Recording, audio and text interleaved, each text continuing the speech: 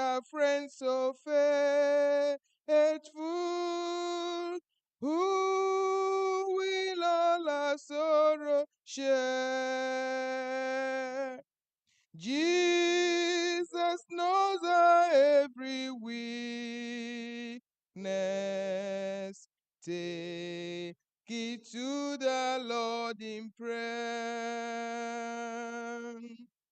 Are we weak and heavy laden?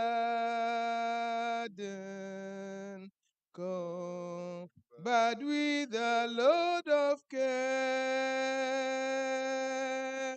Precious Savior, still a refuge. Take it to the Lord in prayer.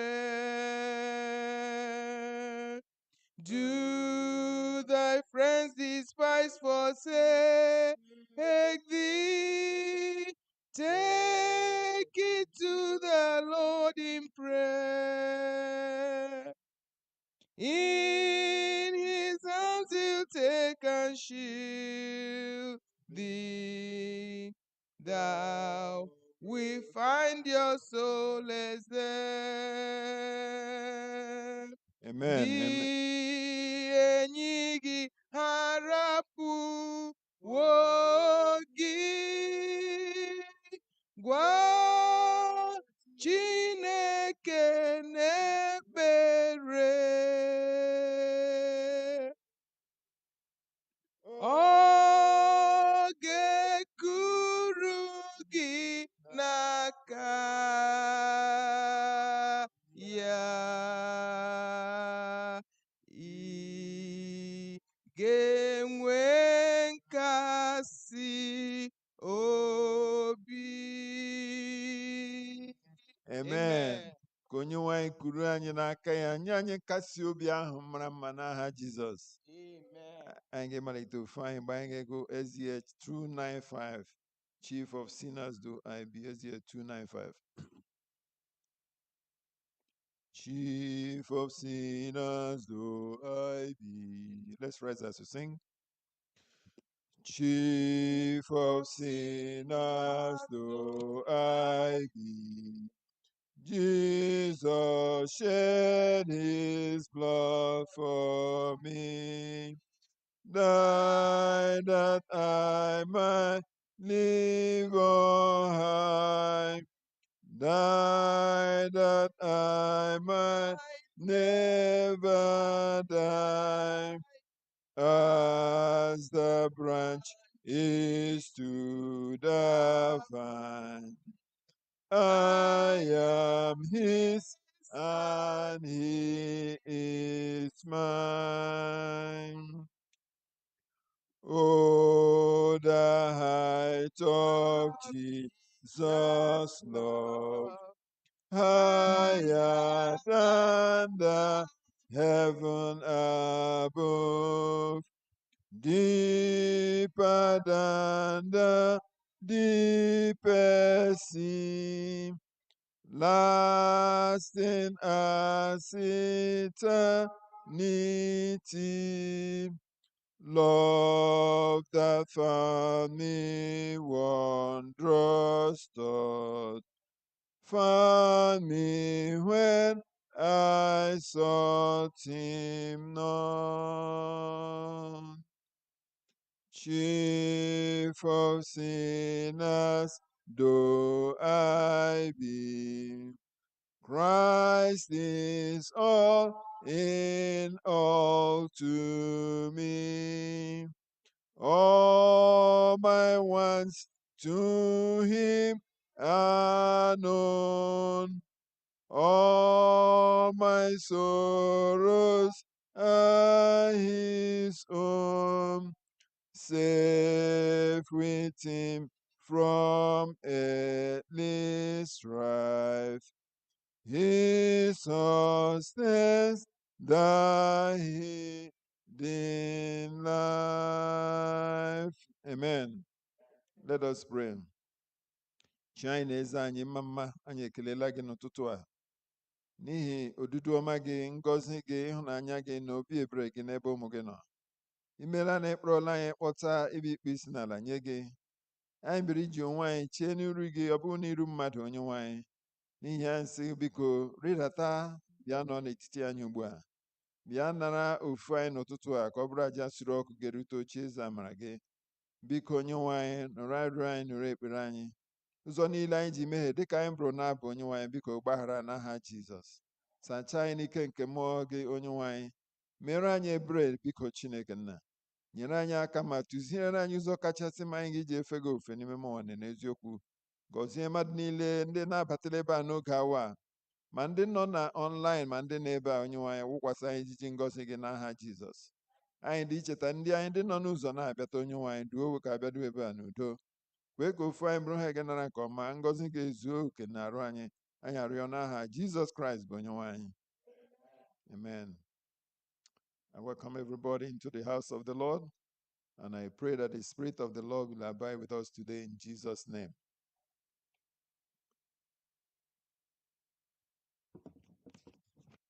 Ọgụ anyị taa nọ n'akwụkwọ ndị Kọrentị nke mbụ, isi isii amaokwu 19 ruo na nke ohu. 1 Corinthians 6:19 verse 20.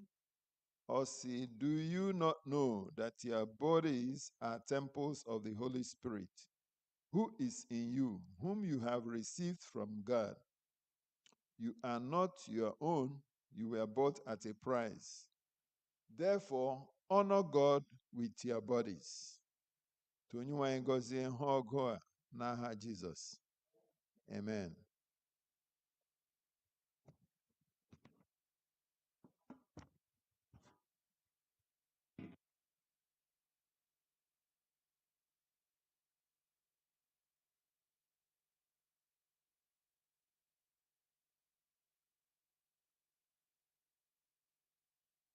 Happy Sabbath, church. Unabiala ye. Okay, thank God for all he has been doing for his children. We are still on the journey through 1st and 2nd Corinthians. So today's lesson 4, sin in the church. Sin in the church. The church of God is supposed to be a place where sin is supposed not to exist. In the church of God, there should be cleanliness, purity. But this lesson today is saying that there is sin in the church of God. Mehi, limo lonso chineke.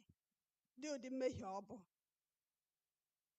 Mehi patala church chineke. When there is sin in the church of God, well, how do we deal with it? Do we deal with it to shame the person, or do we deal with it to restore the person? And do we know that sexual immorality, lying, idolatry, and all those things, they are the same in the sight of God? When we sin, when we err, are we arrogant about it?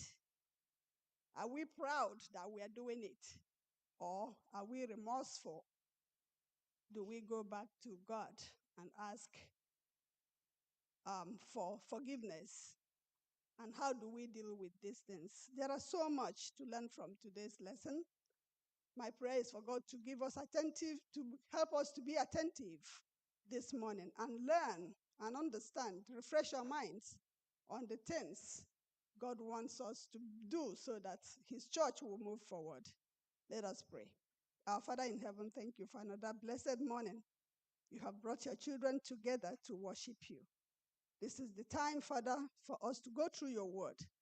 There are so much you have prepared for us this morning to learn. We're asking you to come and fill us with your Holy Spirit. Come and be with the moderator this morning, Father in heaven. Speak through him so that he will help us to understand how to live, how to worship you in your church, so that the relationship between you and us will be smooth and we will be able to see you. Father in heaven, help us also to know that our bodies are the temple of the Holy Spirit. Thank you. In Jesus' name I've prayed. Amen.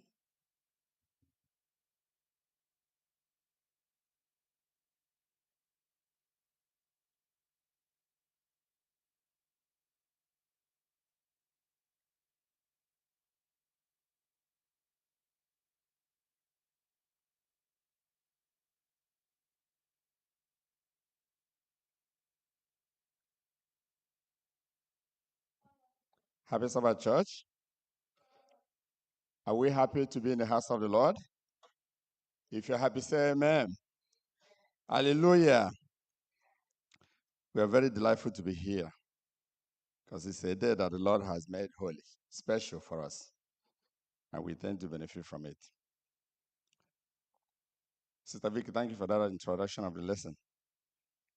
Today is also a continuation of the lesson we've been studying. Lesson number 4. Lesson number 4 also sin in the church. Mmehie la nzukọ Chineke. Today I give you what is that sin that is in the church? Remember the text here say, do you not know that your bodies are temples of the Holy Spirit, who is in you, whom you have received from God? You are not your own. You were bought as a price. Therefore, honor God with your bodies. You know, when I read this memory text, it's very interesting. You know, in the secular world, people always say, don't worry, my body, I do whatever I want to do with it. It's my body.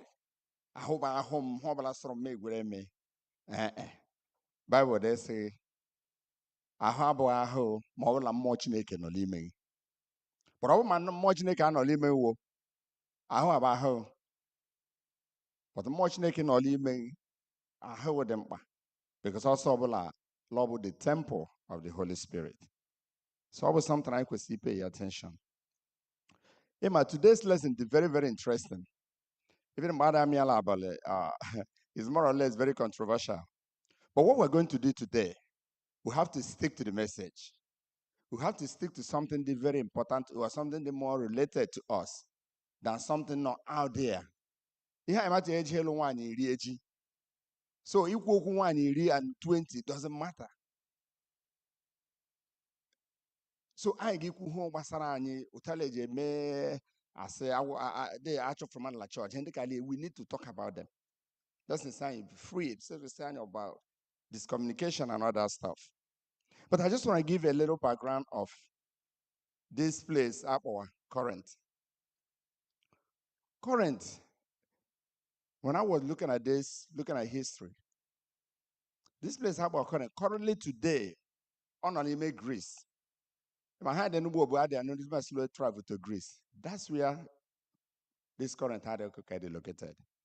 And Corinth, from history going that in 146 BC, like this Corinth, they are destroyed. They may be Sharia. The Romans destroyed it. Alario 46 BC. A rebuild Hoya. Abiano area. Onyero area. Julius Caesar area. Yeah, Joe, they do host in area. As that place, God is strategically located. Of a place that they make business, it's able to business. Akoloba de Patay, Henley de Patay. Oman America, Manhattan, La Times Square, who help the place today. Or to a business and a Patay, handle the Patay, go to Hall Judge, they make it. Jida Pataya. Obviously, series K. In fact, when I was reading the history, I said that even the synagogues, there are higher prostitutes to work for them. Church, synagogue, they are higher, and that show, and that run. All that are so popular that the city itself, I got that one Corinthian girls. So it tells you how corrupt it was. And business had the Hililade, Hojo Abia Jukwangalile, Hojo Ajurungali Abakwamege, yeah, but Aqualime church. Mvubuta la lesson kita say sin in the church. Yes, there was sin in the church. There is sin in the church today. Lesson they can uru abakwara anyị ga-abụkwanụ anyị mụcha ya dị ha eji eme ọ ga-inyere anyị aka na ndụ ọ ga-inyere anyị aka anyị bụrụ ezigbo mmadụ. Is that going to help us to be in the Lord? Is that going to strengthen our ways? Is that going to bring us much closer to God than we are? That's what is basic here. It's not just talking about it, but we need to know how it affects me, how it affects you, how it affects the church. So when these things were going on, the information came to, well, with all this news, the issue that came about factionalism with Paul, where he says so many things that we'll be talking about. Unless he did mention about, if you look at the last paragraph, about sexual immorality, about lawsuits, about prostitution, about marriage, about singleness, and we mention all these things because they went a lot of factions that came in, division. So Hindalile bring Rani to Sunday. Sunday kede dissonance between faith and practice. That means there's a disconnection. I use another word, disconnection, and lack of agreement between faith and practice. Faith obogere. Hani kwera. Hage nwere mgbake between hani kwera la hani di ime. Nsomadla. So when there is that disconnection between these two, then what do? So here is clearly, it was a very serious disagreement between these two. Faith and then practice. It was really bad in the church because the church were having these issues. And they mention one serious crime here, where a man, Lime Church, they own your. Let's call spade a spade. Because I bought a man, or ball on what I can, because so now I man, or go up the book. Union Naya, or I'll give him over the stepmother. Or how they cabo, not unlock or union there. Or they are bold enough. Or had I had. Even the church knew about it, and it wasn't properly addressed. As a matter of fact, it wasn't even addressed. So at the church, I get Tanya down here, they can clearly Obiadonia. But that's what was happening in our church in Corinth. And this is why Paul came and addressed this issue. Let's read 1 Corinthians 5, verse 1 to 13.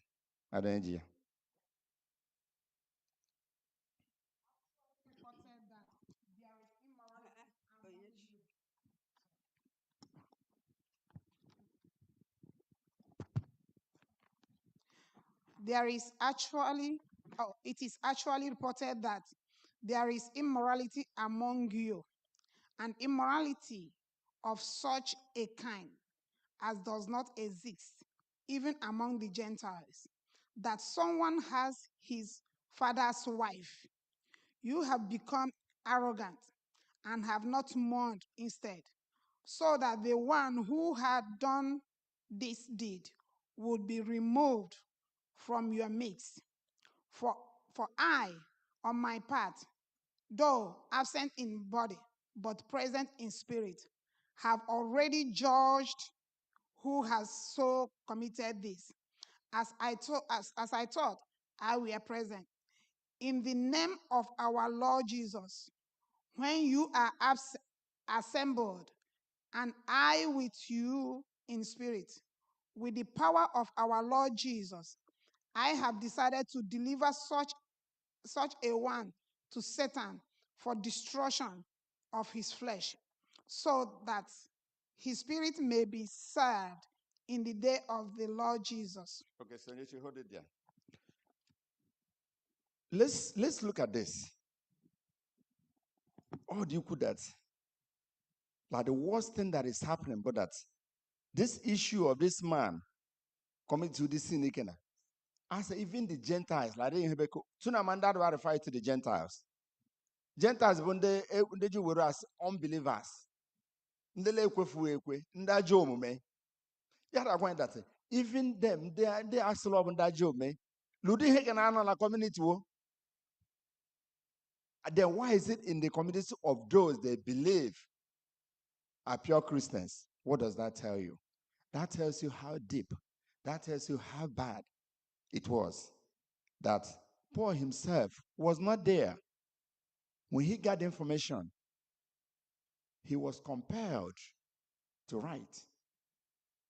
Like he was saying, Laubia not there, Laubia not with them, that this man, Ekweseno in the congregation. Ekweseno within the congregation, because at that time they believe that somebody committed like that, get a recording here that it might affect you. That was their belief and their perception. So he was like, no, the man needs to be removed. But I one thing the important. I get what as we go on. Here one pay meaning. A one pay. Man no I know one pay oja told you. But I don't listen to you well. Obu hela told you. Hele jemebu iji bring onye up to save the soul. So Abraham Paul recommended in this case that you could say one walk that what he did was bad to the level or he destroyed the entire church. And today, Henda Gekorani, Udi Henda Futa in our midst. Based on Henda Kalila now, based on to the church you may ignore, based on Otuji, as they were puffed off. They were puffed off. Maybe they puffed up more like a nonchalant kind of behavior. I didn't care. They were unconcerned. If you love something there as big as it was. So, in the Lady Mela Church, do we supposed to ignore it? Do we supposed to address it clearly the way it's supposed to? And they're quite chiaka, because maybe person they close to us, person related to us. Holy language, do we say the truth regardless of how it might go? Just say the truth for yourself. Church or deliberate anya, and we keep with food in hand, and half way, and half away. Yeah, they grow. You grow it to the level that all of us, when you're like, I say, okay, it's a normal thing, don't worry about it. Okay. I'm out of Orunian Negas, I think. So, Hegna, they call that is condemned, and it shouldn't happen in the house of the Lord. Over this section, Sunday lesson, they call that we don't have to have this kind of disconnection, this kind of disagreement in terms of what we believe and in terms of what we practice. We should be on the message of the Lord. What the scripture says we should be doing. And as it was stated here, Paul condemned the action. He was more concerned about the inside. Paul, they are concerned about image church. How do we protect the church? Before outside in particular, God takes care of that. Because image of the church is very important. They can't get forward. So others are concerned about how people were very boastful. They were very unconcerned. They didn't care. How could you not care? How could you not care? You believe in the scripture. Something went wrong and something that should have been addressed, and it wasn't addressed. So there was so many problems that were going on, and this is one of them. Today, we don't have a are we going to ignore it just like the church in Corinth did? Are we going to be puffing up just like they did? Are we going to pray and ask God to lead us how we're going to resolve such a problem? May eradicate.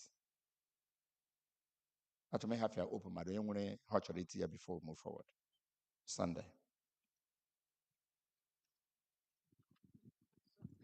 Yes, my concern, number one, just as you said, either they ignored it in the church for whatever reason, or they couldn't handle it well. And I will Lord, bring it home. What are the factors? Ngininjia pate udinhawe. I have feel to a deal with it, a trash for you. Why didn't Paul let it slide? One part of the lesson say maybe Lord be a big man, maybe on one church, on one big thing there, or the influential, or be a politician. Why did Paul didn't allow it to, move along to slide there? Yeah,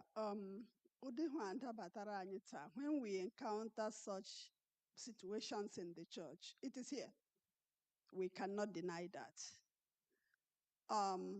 It's good to address it. One, to restore the one that erred, and also for the image of the church. Because what people will say is, oh, he is a Seventh-day Adventist. He is from First Igbo. It is collective. So we should be careful. It is difficult. It is hard, very difficult to address such situations. Either because, like this lesson says, he's a big contributor to the church. He's Ojiego, ndamara haya. Odinda apadege yaka, aga. Be worker. So we should be careful and call a spade a spade. Address it's hard. Oraho bikufuta the selasi enyere yo chazo. Odinde de gato numeri alogare. Some people are being rebaptized when they realize what they have done.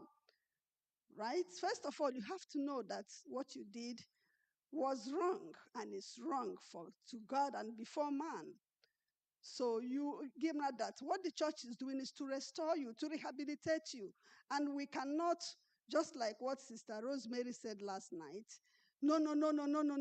No, if there is atom of repentance, remorse, we should bring the person in. Thank you. I don't know. Yes, I mean this can take all day. Like Sister Vicky has said, it'll be a time to start campaigning for supporters, for those that will side me, and then, like we studied last week, the church becomes split that way because you're not looking for people, that will support your actions, even though you know that instead of showing remorse. The other thing I wanted to say is that I'm wondering why the whole church got this wrong. And it is the misinterpretation of grace. They thought that grace covered them all multitudes of sin. And because of that misunderstanding, they become even worse than the outside. So grace, in the understanding was that whatever I do in my body is my body. Whatever I eat in my stomach is my stomach. It gets passed out. But that is the misunderstanding, and that's what Paul was teaching them. Thank you, Eda. Thank you for all your contributions. So that means if we have such issue in the church, we'll try to address it, regardless of how it comes across. Yeah. And even Quickly, another thing, of evangelism. Because it is evangelism. We need people in the church. We take everything we see. We tend to accommodate everything. How do we handle this? Because one lump, one leavened the whole lump. Thank you. So a big man might be there and then doing things that wouldn't even say anything. Like Eda was saying, it could have been like other people saw, hey, I don't want to say it. Since all these people didn't say anything, let me stay quiet. It could have been that. It could have been that they all accepted it, saying that my body is my body, it doesn't matter, So we should be paying attention to things like that. Emma. I just wanted to put my own 2 cents. Open sin should be addressed honestly and sincerely. There's no two way about it. Ịdị ya ukwu adịghị mma. Secondly, it's a very touchy kind of issue. There should be proper investigation to prove the case. Thirdly, is the restoration part of it. Ndị Amagideon nje akpọ ya inyocha azụ. Seventh-day Adventists nje akpọ ya ịgba mkpe or disfellowship.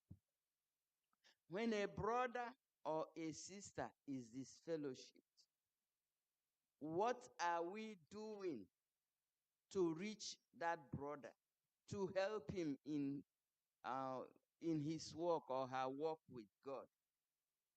Or do we just put him behind and let him leave the church completely without doing anything about it? Right. We have to be very careful because judgment is coming. And like Paul said, some of us were like that too. So Yes. let's be very, very careful. Thank you, Ma. So as we go forward, we'll address most of the points that you made. Now, on Monday, we'll talk about dealing with scandals. Dealing with scandals. Here, going through this, Paul was basically talking, he was talking in details basically about how to deal with issues like this, how to deal with scandals like immorality, because immorality defiles the church. Immorality defies the world. So how are we going to deal with all these things? What are the corrective measures that can be taken? What are the disciplines that can be taken that wouldn't lead to, this person, like what Saros was saying last night, this person decided, they're going against me or they're not doing the right thing. What is it that can be done that will restore this person? The whole idea is restoration. The whole idea is rehabilitation. The whole idea is not just disfellowship with this person, I don't bring the person back. So here, there are a couple of points that were made. First of all, the first paragraph here, the beginning, Paul was saying that dealing with matters of sexuality is always hard. It is hard for Paul. It is hard for us too. In this situation, we must be faithful to the scriptures and address the issue with prayer and love. We must never forget that our goal is what? Restoration. You see, that's where I was thinking about, because I remember in those days, that's how our perception was, oh my God, Arch of Lila Church. But this lesson went in detail to tell you that's not what it's all about. It's about corrective measures. It's about rehabilitating this person. It's about saving the soul so that this person will not drift away. And also that this process cannot be complete until this particular member is redeemed. Meaning that we have to go through that process and this member comes back to the fold and realize, yes, something was wrong, maybe what I made, or me, and I had a few things that Paul was saying. He said, Paul makes this clear in 1 Corinthians 5, that social scandal require church discipline. He says that the incestuous man should be removed, judged, delivered to Satan, and put away. The church members were told not to associate with him, nor even to eat with such one. Paul employs strong language that may sound offensive to modern ears, but his words must be understood in the historical context. Also, one must remember that he is dealing with a flagrant sinful lifestyle, usually in extreme situations. Such language is unnecessary. It's necessary. In any case, a brief explanation of some of the expressions is helpful. So because of the kind of language that Paul was using, they explain it a little bit, because someone just hearing that alone and take and run away, that you say, throw him away, send him to Satan. The person might misunderstand what is being said. So he went here to say, like, let him be removed among you. And it was clearly stated in 1 Corinthians 5:2. He said, deliver this man to Satan. He said, because this man did not choose to be under the protection of God by living in obedience to him, he would be vulnerable to Satan. So this expression can merely mean something like, let him reap the fruit of his decision. Not to associate, not even to eat with such one. Close association with sexually immoral people was considered dangerous because they might influence others to initiate their conduct. And he went on to say other things. And he went on, the last paragraph says, church discipline is rehabilitative. It tends to bring sinners back to their senses and cause them to abandon their sinful lifestyle. This is possibly what Paul meant by destruction of the flesh. It is possible too that the incestuous man in 1 Corinthians 5 is the repentant man referred later. Church discipline reaches its purpose when the erring member is reintegrated into church fellowship. It's very important. That process is only completed when that man, that person, may reintegrate into Laria back, La Church. Maybe only Kaya woman may end out the Laria. Madi mature to her, it cannot be complete. And all high gauge in wire. Eji ike me kwuo okwu ọjọọ ahụ, like Paul adotoju kwuo okwu abịara obi ameda kwuo olu kwugharị m anya ta aghọta ha dịka so that people amarala ọbụla achụfuru onye achụfu ọbụla asịsị onye agaghịlarị ọdọ. But rather that for that person to just stay away from that kind of lifestyle and realize the wrongdoing and be able to still come back to the fold. That's the whole idea of this fellowship. Suspension in the church, is it by hearsay or verification of an individual? Messiah straight, by hearsay. It should be investigated. If there's an information before people carry it on, before the church board make a decision, they need to look at that. They need to investigate and find out if it's the truth. Because the church cannot go and say something as a church without having the facts of the case. If not, you are also doing what? Destroying the reputation of the church.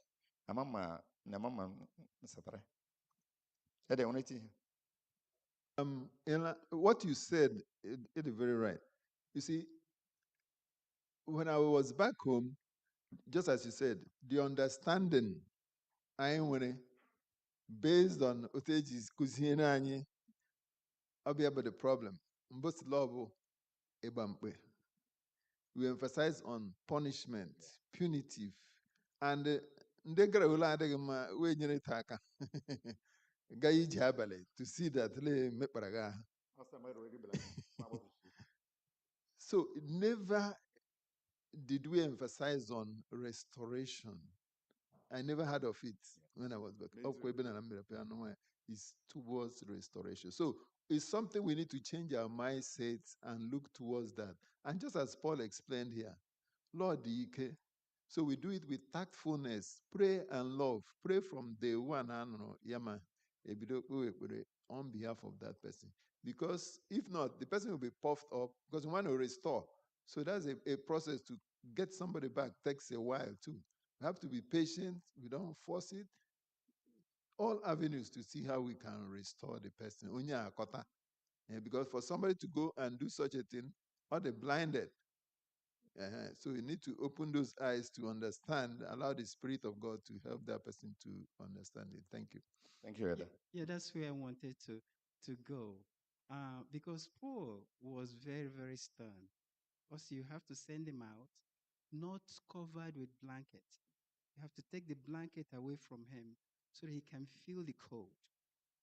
When he feels the cold, then he will realize what he has done. But if you send him out with blanket, he will not feel it. So here there is that degree of the whole responsibility is on him to know that I have done wrong, and then return back to the fold. But the fear there is that sometimes, like Elder Riak said, you might end up losing a soul because he may never realize what has gone, what has happened. Thank you. David, Shigwewu.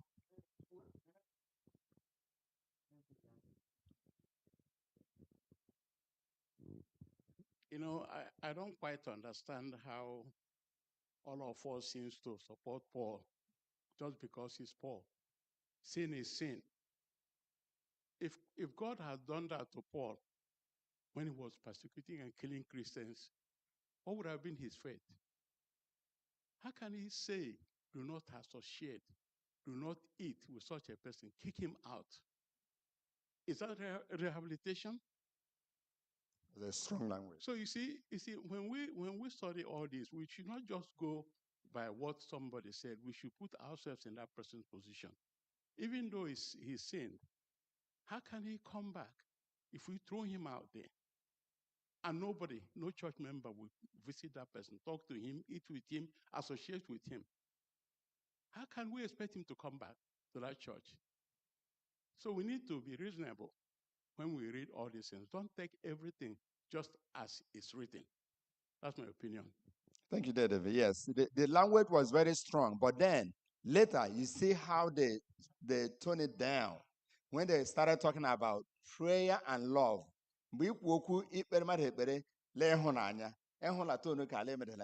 So, all that are strong initially, but so I think all that are very strong initially, but the Bible calls that the issue here the bo ekpari onye back ma iri chekwa out the person mgbe ịdị ikpere mmadụ ekpere ịdị ikpe ta ha dị ala mma gbasị ikpere onye ekpere wute ịhụnanya ịdị ikpe ta o nwekwa that love do nwekwa that love for that person. Yes, ma. Yes, when we otarala nga na mbụ, ọ bụ do not eat with him physically. Ọ bụ ekwela ta o mee influence, ekwela ta ọ dọrọ like ọ dị ndị ka anyị leji aga politics. Kawonga ga-agbanwe ihe we agadi obe a politics agbanwewo. Chike Ubane Mbura, one of them. Yeah, Doro Dofia completely from church.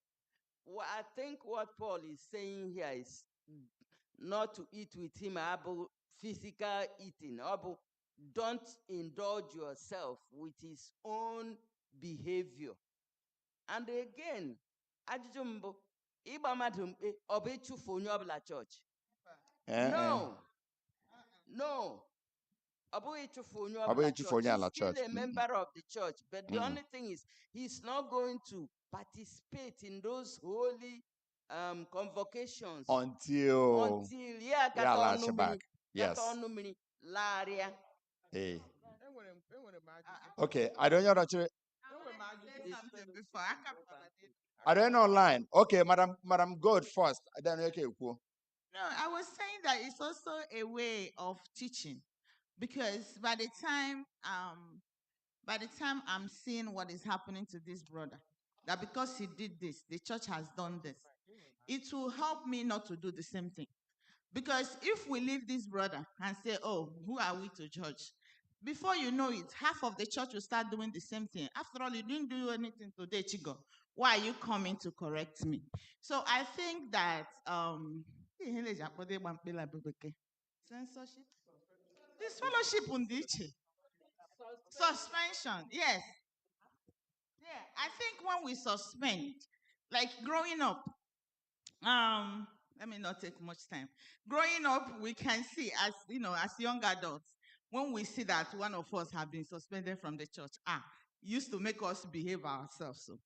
So I'm saying, if you see that this brother has been suspended, it is also a way of teaching the rest of the church that this behavior will not be condoned. Thank you. Okay, David, hold on. I didn't know online. Then Madam Maggie, then David. Sister Nancy, go ahead. Yes, happy Sabbath, everyone. My question is based or similar to that, but a little bit different. Let's assume a husband or a wife just got married, and one of them find out the other one is doing something that is not right. and the other one say, hey, this is not right before the Lord. Can you all hear me? Yes. Okay. And one of them say this is not right. The other one say, okay, if you don't want to abide with what I'm saying, that's the end of the marriage. How would the other person handle this issue? They just got married. The other one find out this one is watching or doing that which is not appropriate before the Lord. And he or she say, I don't want to abide with this such a behavior. And the other one say, if you don't want to, you leave. But they just got married. What would the other one do who just find him or herself in this situation? Okay. We hold on to that question. But I got here to let's finish up the one we were talking about. Let's finish up that one. Comment here to go ahead. Okay. When chọrọ ajụjụ mbụ chọọchị m gbaa mmadụ mkpe ma agwafọ ya ọ dịghị onye ngaranụ sị lekwa agbalaghị mkpe dịghị onye ahụ afụ ọ dịghị bịa ya anụ ya la hearsay then nọkwa ọ dịghị onye ngaranụ ọ dịghị onye jụrụ ajụjụ chọọchị ọgụkwara onye ahụ la ọgbara mkpe and ọ dị otu ụzọ o si eme onye ahụ alagharịa. But based on the church manual, it's we keep without Onyahema. Oga Boma, everything the communication with that person, the person did not respond. But the church have the responsibility of acting. Because how about that they other communicate, they have to maybe write you. It reach out. It's not like you didn't know. There's no way Agema. No, when si de aka ya bụ when si de ekwu ya bụ anyị ndị ịgba gburugburu anyị nwere nwanne otu ala ime nzukọ anyị na First Igbo something happened ọ dịghị onye ndị enu mere otu o ji mee na otu o jighị mee and ọ dịghị onye ngara gụọ church manual correctly mara otu eji agba mkpe na otu eji anabata onye agbara mkpe ọ bụ m chọrọ ekwu so anyị na-ekwu church board make that decision. But for the fact that we are doing this lesson, 1 minute. Yes, on that last question, Ajro. 1 minute. Chọrọ ka ndị ka anyị onye agbara mkpe mmadụ nga ya gaga agwa bụ communication unu gaala ụlọ onye a si ya brother abịata m ịhụ ga ma ọ bụ 1 or 2 elders or even the church pastor, you go to him ga kare sila ndị church nsi la o nchọrọ to ogwere oche azụ for the meanwhile n'ihi ihe na ala ajụọla ya ajụjụ ya mbụla mbụ ya ekwetasịla ọ bụ ihe o mere ọ bụrụla emere that verification properly amala m case adịweka. Okay, we got that. Let's move forward. In the past, the church has a address. Can I address the last question? 1 minute. Here's the lesson they can about it so that Anya Muruhe from the past. We learn from our experiences. We learn from like how in the Kubo, the current did not address the problem at all. And this is why we are trying to hold on. Hold on. Hold on. Ugochukwu? Yes. Okay. Just to add quickly to what you said about the question before this last one. Somebody asked a very sensitive question. You came together in marriage, also of just married, and you detected something that one of the partners are doing that may not look right before the Lord. I mean, that's a very important question, but why I'm trying to address it is because you say you just got married. Just got married means that you guys are coming together. So it will not be the best decision to divorce or run away from the just married marriage immediately. You can only stay there and then try to influence the person out of that relationship because it's coming together of 2 different people with 2 different ideas and 2 different behaviors. Now give a little bit of time, not just be in a hurry to run away because you have told the person to stop it and the person did not stop on that same day. It takes a little bit of time to walk that person away from that behavior into a better behavior. But what I'm saying is that it takes a little bit of time and not just immediately as you are just getting married, you are just running away. That's not the solution. No. Okay, thank you. At this time, I mean, we have to move forward because Oganyas, I want to church anyas. Ọ dịghị ihe In ọzọ m fact, na-eche ka na-abụghị ejighị agba mmadụ mkpe ma ọ bụ na ndị gwuru mmiri nọ na klaasị ọ bụ na eji a na-agba mmadụ mkpe ejighị anọ n'azụ asị agbara mkpe ga ga-esi ala agbara mkpe ejighị eme etu eme na chọọchị sabat ịgba mkpe dịkwa n'iche n'ime mmadụ disfellowship ịgba mkpe mbụ enwere ike nye ya ọnwa 3 disfellowship bụ ị ga-aga ịnọcha chọwa ịlụgharị ga-abịa awụọrịa gị mmiri na chọọchị ọ bụ otu chọọchị sabat nọ ndewo. so either one, I can say onye kwesịrị to have no ka ahụ anyị ga-ukwumela lesson. I'm very glad they didn't how they be lesson anyas. We're all gonna discuss it in the evening. I move on. Tuesday saying protecting the church identity. Protecting the church identity. Ilanya here, actually, Paul was trying to emphasize the need for us as Christians to resolve our differences. And going to court, if room my legal court, or the corner in the law, for the best way. Let's be careful here. Everything Paul Kurunyana about going to court, abo may like serious criminal cases or cases that are very complicated. But there are little cases. Get one day and one day we might have like little misunderstanding within the church. What he's saying, why don't we protect the identity of Festival and discuss it with ourselves and call that person, maybe the pastor or the elders, come to understanding with the members. We discuss that and resolve it, as opposed to every little thing that happens, you run out and go to court. So that's what Paul is addressing. So that people won't go and misunderstand what he's saying to say that he's talking about all cases. No. Complicated cases, criminal cases, goes to the court as usual. But that has to do with the society itself. But simple cases, ladies and gentlemen, we are being advised to resolve it within our church. These are the things that we are learning. These are the things the scripture is telling us. Let's take the simple ones that we can handle as opposed to the ones that are so controversial. These are one of those important areas that I really wanted to emphasize today's lesson, that, he's admonishing us that we should try to look at things.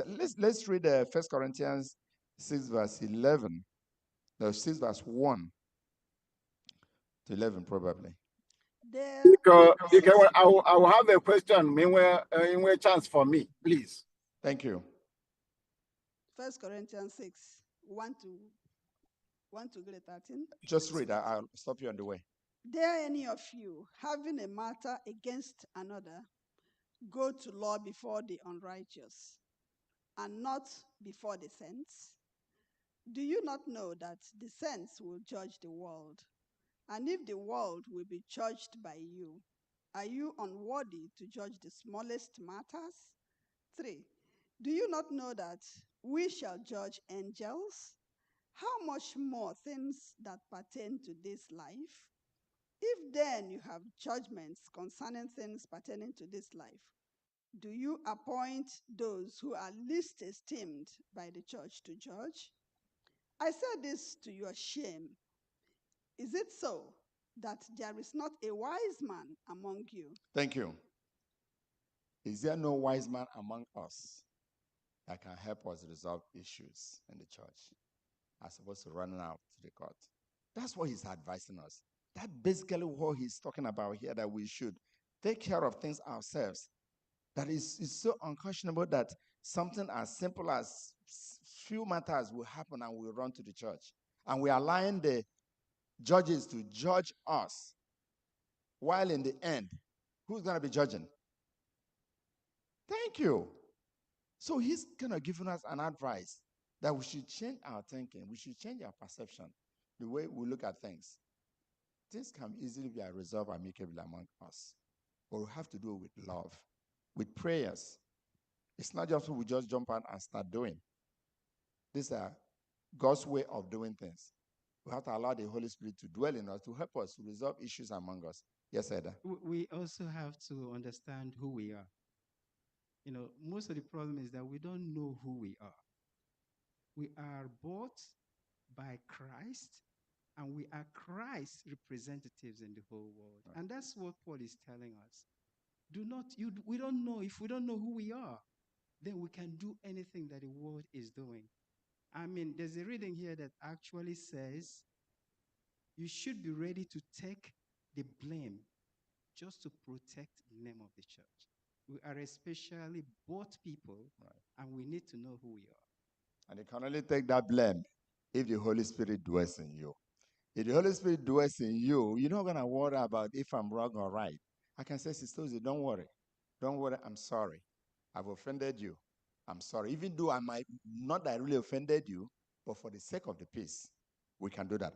I don't know. Yes. Max. Yes. Go ahead. So my question is, you said simple cases. What are the examples of simple cases, please? No, there are simple cases. For example, if I go outside and hit your car, that's a case that can go to court. If we don't take time, that can go to court. That case we can come and make and say, you know what, Madam Good, the woman with a golden voice, please, I will fix the I will fix the car for you. We don't have to go outside to resolve that. Okay? There are cases where someone might say something. Okay. maybe Edoria could be a tenant for wall. Yeah, broga court. I got Eda Biko. Time talk.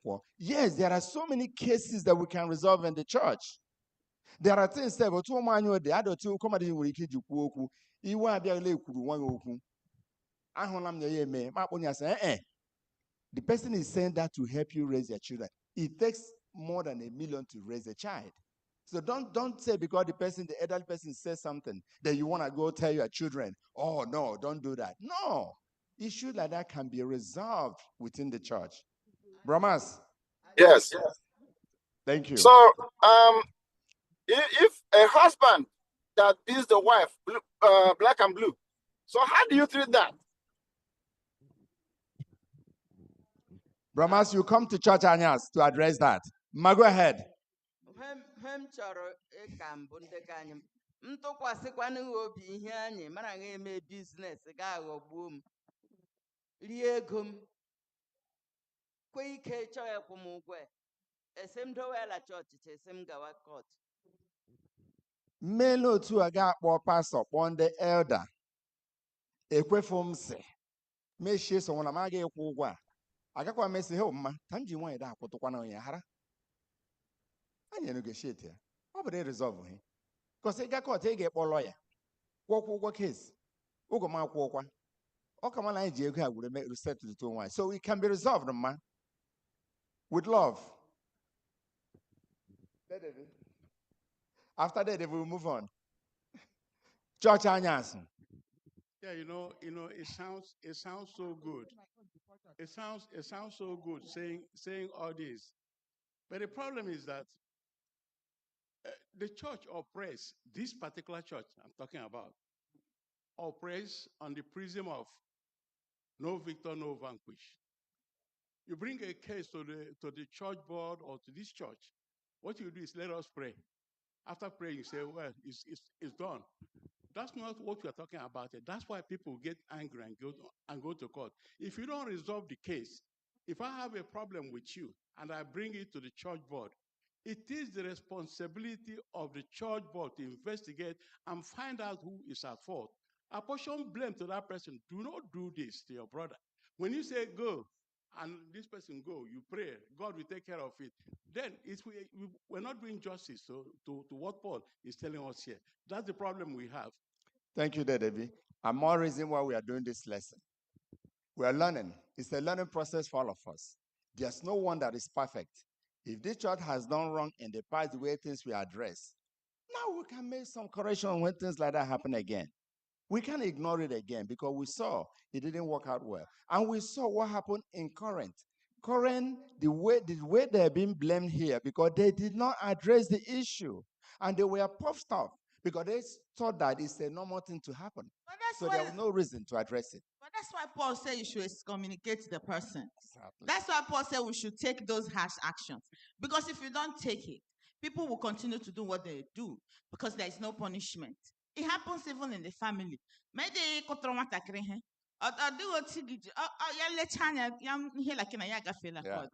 It has to be done, but the way the process, I believe, how do we have the process? They believe it should be done, then the process, how it was done, maybe it wasn't done correctly. Maybe in the future, we can do it correctly. The policy stays the same. Rehabilitation is the mission, okay? It stays the same, but then the process is very important.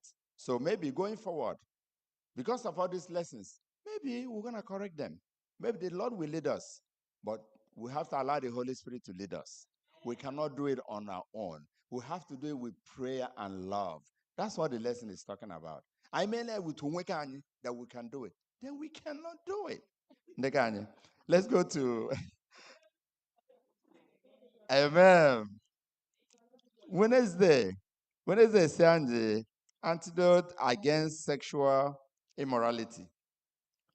To reward that, what is the remedy? What is the remedy? One.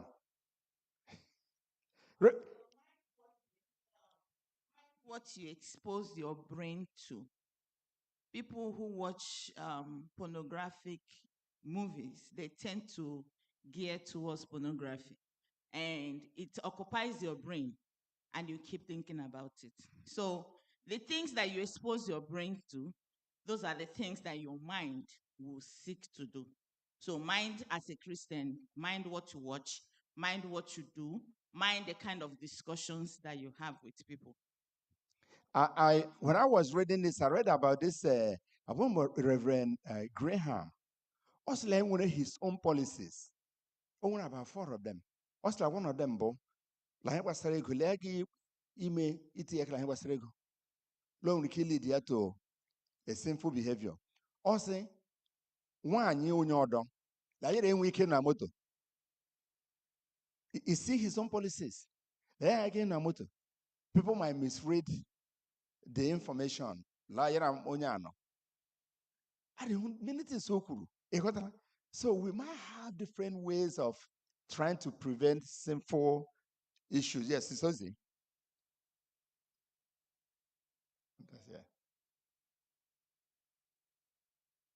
I think also that we have a job to do. Like we are children of God. We've been sanctified daily. For me, being prayerful is very important because we are powerless. All these things we are saying, we will forgive, we will do this. If you do not go down seriously on your knees to ask God for that Holy Spirit, if He's not with you, you can't do it. We have to start with prayer and end with prayer. What I've discovered is that if you read the Word of God, He whips you. When He whips you, you will run away from evil. It's not you do it today, you don't do it tomorrow. You immerse yourself in the blood of Christ. We have a journey. These temptations are all over. When we look and we think about it, we haven't even done it. We have already committed the sin. That you are admiring somebody's husband is enough sin already. So if we stay in Christ like we are and become very prayerful, that's our weapon, the Word of God. Put on the whole armor.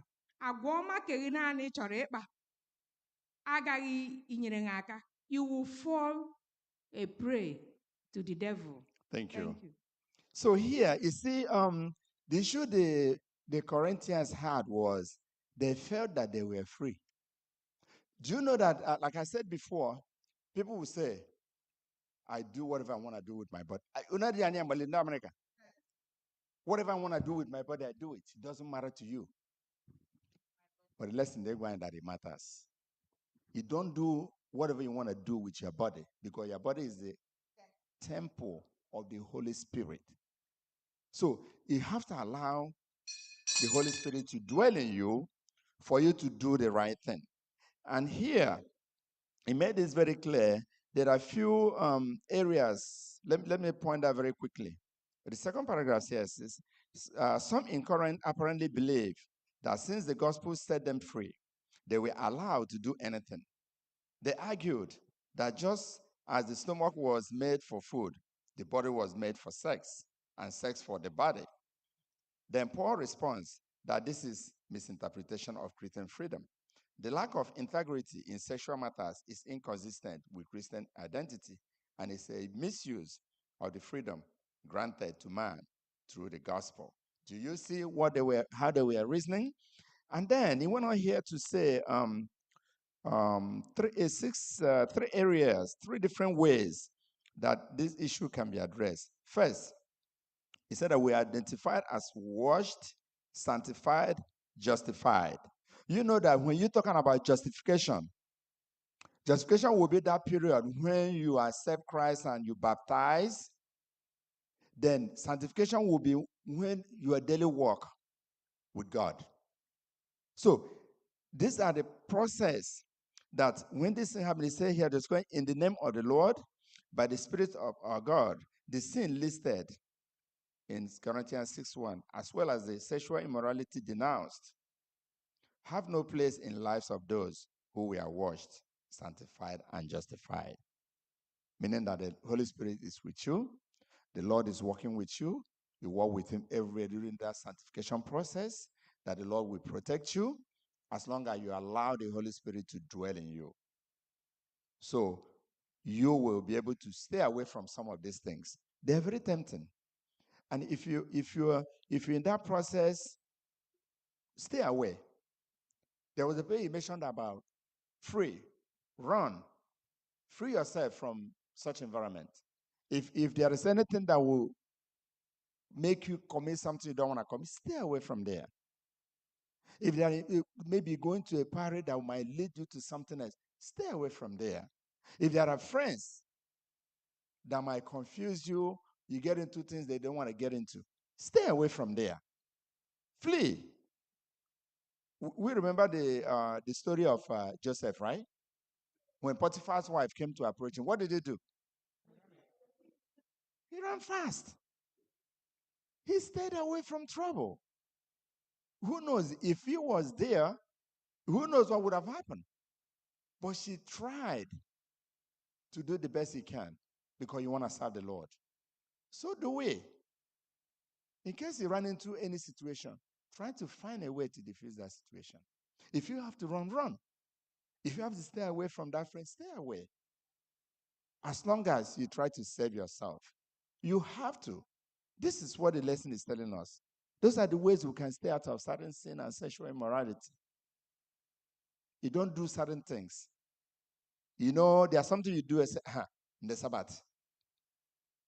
And when the Sabbath home, they're always going to say that. So here we're also talking about protecting the identity of the church. Because when they see that, let me tell you something. We went to Nigeria. We attended one wedding. When we got to that wedding, when we went to that wedding, apashara anyị Hennessy ndị ukwu a. John nwanyị masị ahụ. Ọ bụghị na apata na sọva anyị si ahụ. La dem engo. So ito enyi moko kọ na para one of them dualu okpuru oji. Ọkwa enyi moko mara eda church ụlọ. Masị ahụ. So go do teach gono don heke no okpuru oji e ba ala ya sa na m jere. Because that's me. Kwanu ho obun de Sabbath ho. If la konde man de Sabbath nga. Si ogo ma de ngo obola ndị kọmbe ndị ngo onye ndị ga la anwụla kele egbu ya egbu. But kede ga apakona na alaji ala enyi moko kede ga n'ike.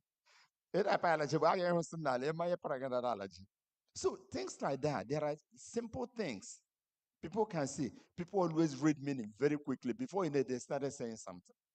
So we have to be careful. That way we can also do what? To protect the image of the church. Not to waste your time. Let's go to Thursday lesson before we go to Achofam from here. Thursday is marriage and singleness. Here is very interesting.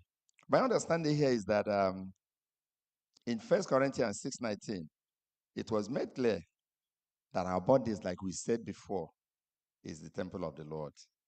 So the Holy Spirit should be present. And there's a need for that Holy Spirit to be present. And also Paul did emphasize the need to get married if you cannot withstand certain temptation. You see, church, I may encourage pastors to be married. I'm at the church and they usually allow wine. But carry low wine. So this is why Paul is addressing this. If you know that you cannot stand, that have that self-control to be able to stay single, it's fine to get married. Have your own wife. That way you will not be misled. But you know, you can withstand the temptation.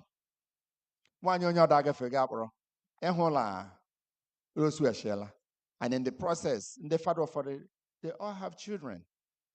But one day said that they are not going to marry. So it's a good advice that is given to us here that if you cannot stand some of these things, in a nutshell, that the blessing is telling us to marry.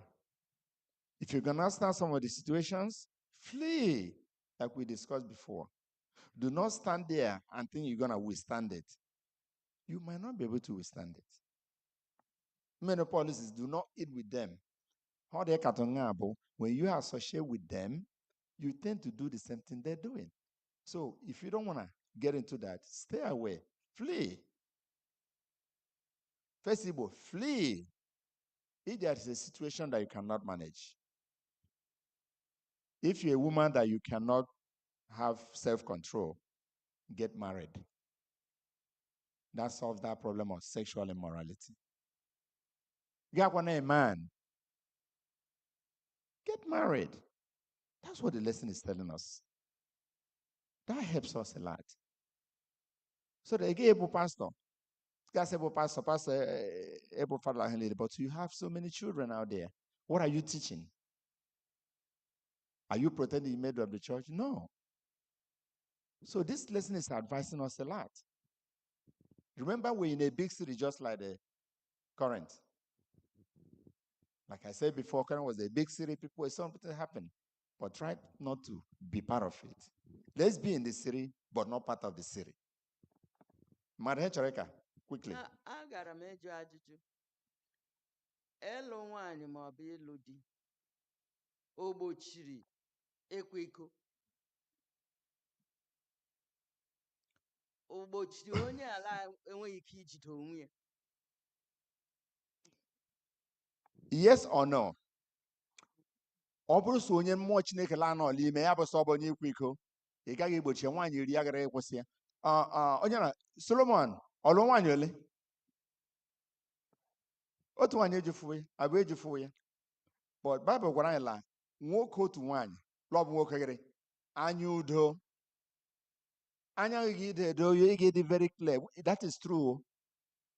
Ọ nwaanyị ndị kena abụọ bụ ndị ga-elu abụọ. Eziokwu ịnwụ nna. In fact, you dig your grave before you even die. Ọba amara Chineke elu abụọ, ọ bụ good, ọ bụ onyechi. Elu ute ya abụọ. So kamala elu na nwe anya udo. So the lesson is teaching us right. But ọ bụ elu ute iru olu gawo, but amamoti ije me. But the lesson dey gwa anyị. Ma anyị lụọ ka anyị lute ya edo anyị anya. Ma anyị enwe ike inwe ndidi. Ụfọdụ ihe ma anyị lụọ nwaanyị. But mma anyị gide ekpe eberịta Chineke nyere anyị aka. Ịlụọrọ nwaanyị isi lụọ gaa n'ọkwanụ ji. Because ọ bụ ịlụ nwaanyị gaa alahụkwala ha ọrụ isi lụọ nwoke nwaanyị.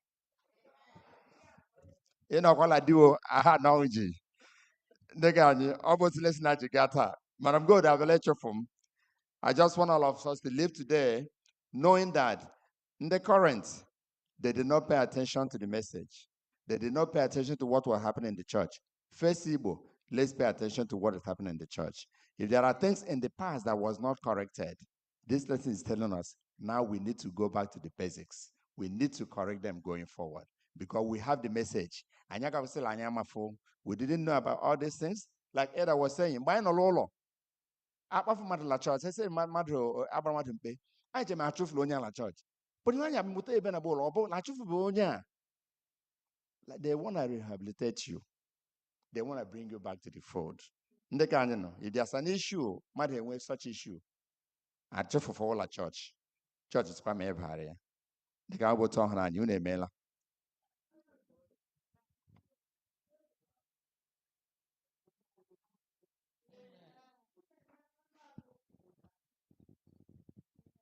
Imela.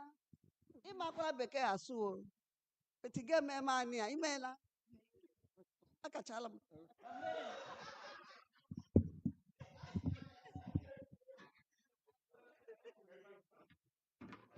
Amen.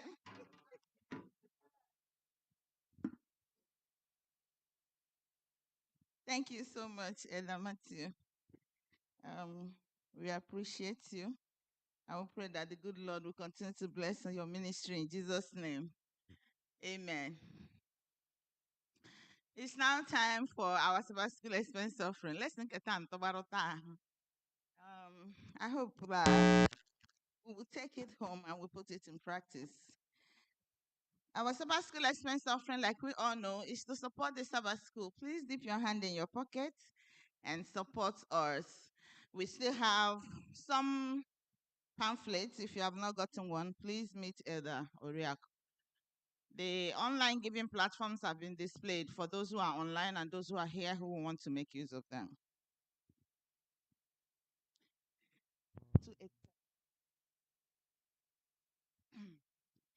Softly and tenderly, Jesus is calling, calling for you and for me.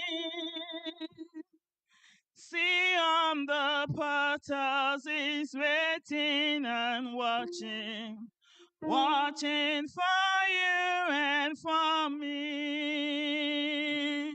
Come home, come home. Ye who are weary, come home.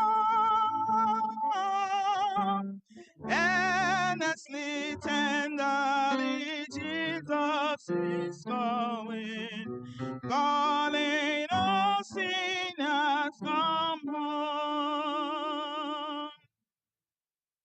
Why should we tarry when Jesus is pleading, pleading for you and for me? Why should we linger? Heed not his mercy. Mercy's for you and for me. Come home, come home, come home. Ye who are weary, come home. Earnestly, tenderly, Jesus is calling, calling us sinner, come home, come home, come home, come home. Ye who are weary, come home. Earnestly, tenderly, Jesus is calling, calling us sinner, come home. Amen. Beautiful.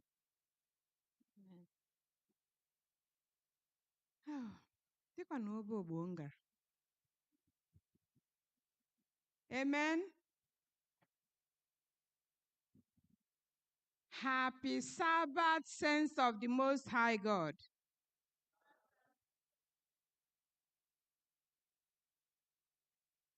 Elder Matthew, well done. When I studied this lesson, it looked dry to me. And I wanted to get the gist of this lesson. I kept trying. It has a lot to tell us. Thank you so much for presenting it gracefully. May the Lord bless you and your ministry in Jesus' name. When listening, I'm going to have insight to what we should now start doing. We have done everything that they did in Corinth. The difference is that they were puffed up and we are still puffed up. This lesson has come to remind me and you that our body doesn't belong to us. It's a temple. God is living in it. So what we have to do is to go back, me, you, activate the engine that God embedded in your body. Gage metu kpọbata Holy Spirit ya ndị la kọna ndị hafuru lazy kpọbata n'ime obi gị. Gụọ akwụkwọ nsọ gụsie ya ike. Make time for the word of God. Word of God gị pịagotara. When you see another man's wife, you will not look that way when you are in Christ.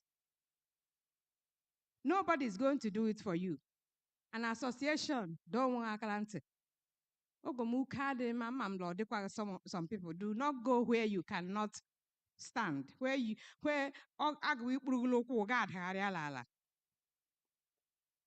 it is very simple to fall.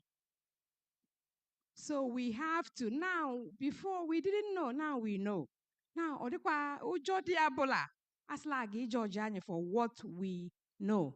And at the final end of our journey. I'm not here to reteach the lesson. I'm just reminding you and me that this is very, very serious. Sexual immorality. Hell,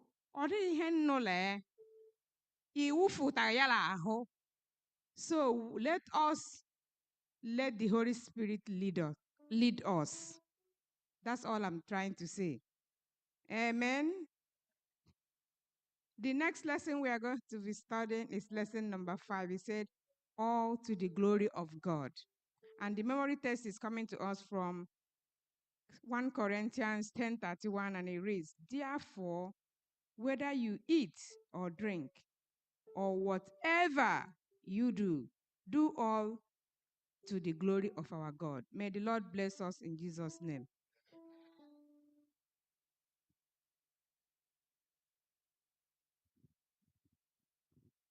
May we all rise as to bring the Sabbath school to a close by singing from SDAH 154. SDAH 154.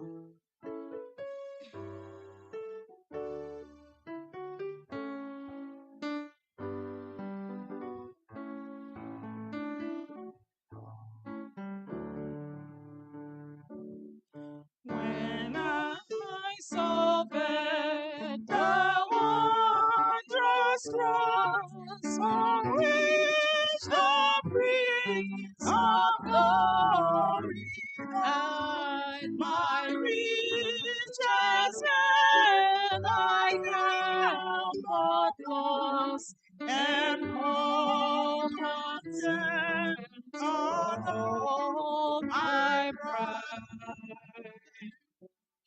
For me it God that I should boast, saving the death of Christ my God. All love and peace such a me was, I sacrificed to His blood. See from His hands His feet, sorrow and love, flowing Such love and sorrow me, all comes from God, so rich a crown.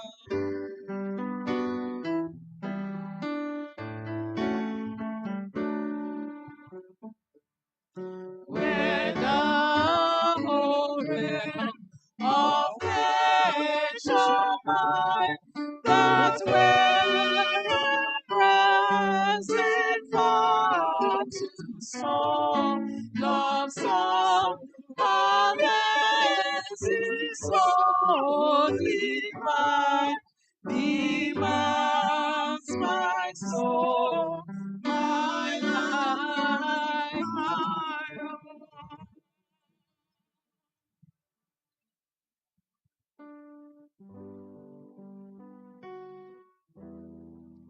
Let us pray.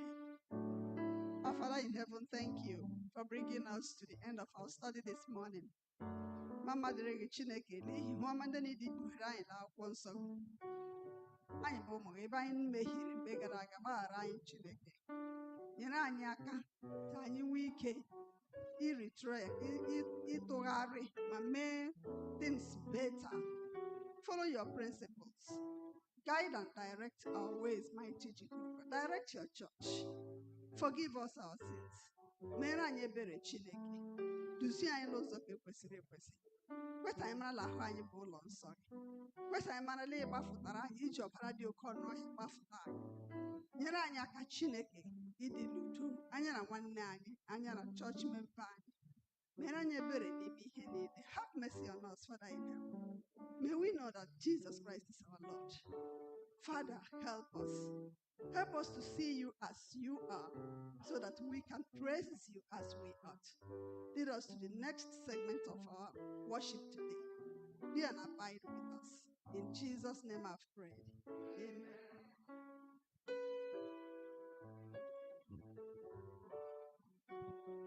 Thank you so much, everyone, for joining us in the Sabbath school today. We are begging you to please be coming to church on time. When you come on time, we will have enough time to study this lesson. Before the matter, I know I'm part of it. So please let us try and be coming to church on time so that we can enjoy these lessons. Also join the pastor or the elders this evening because we still have to conclude some parts of the lessons and bring your questions in the evening. Also join the pastor on Fridays as he brings these lessons to us. I pray the good Lord will be with you. This week, be a nice person, be a nice neighbor, and be kind to one another. God bless you. We welcome you to Sabbath school. We are happy that you are here. Happy Sabbath day. Happy Sabbath day to you all. Till we meet again. Hallelujah.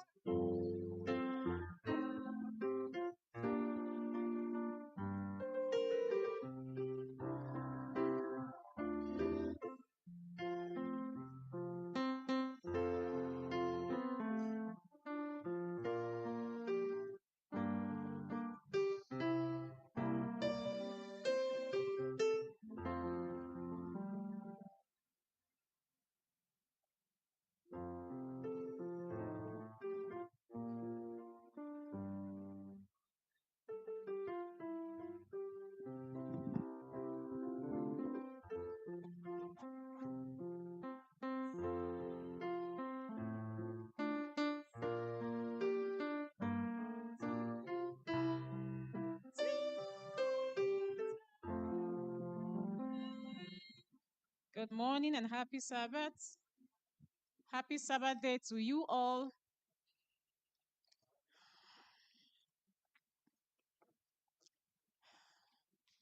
Let us pick up our hymns as we wait on the divine service. Let us be in the mood to sing to the glory of God.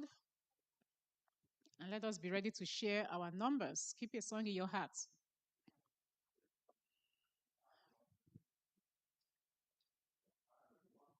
(513). 513. 513. Let me see. It doesn't sound familiar, but let's see. 513.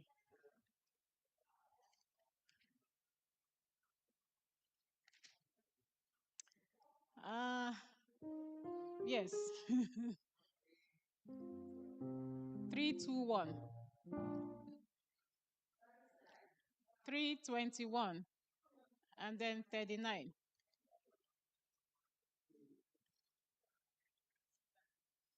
39, yes.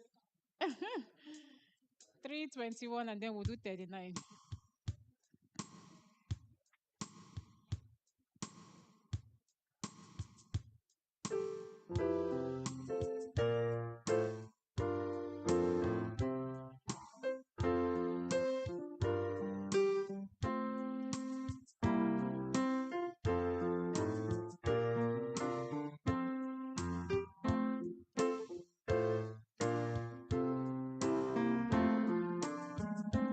My Jesus, I love thee, I know thou art mine. For thee are the follies of sin I resign. My gracious Redeemer, my Savior, art thou. Defender, I love thee, my Jesus is now. I love thee because thou hast first loved me and purchased my pardon on Calvary's tree. I love thee for wearing the thorns on my brow. Even I love thee, my Jesus is now. I'll love thee, I will not be till death, and praise thee as long as thou lendest me breath, and say when the bed dew lies cold on my brow, remember I love thee, my Jesus is now.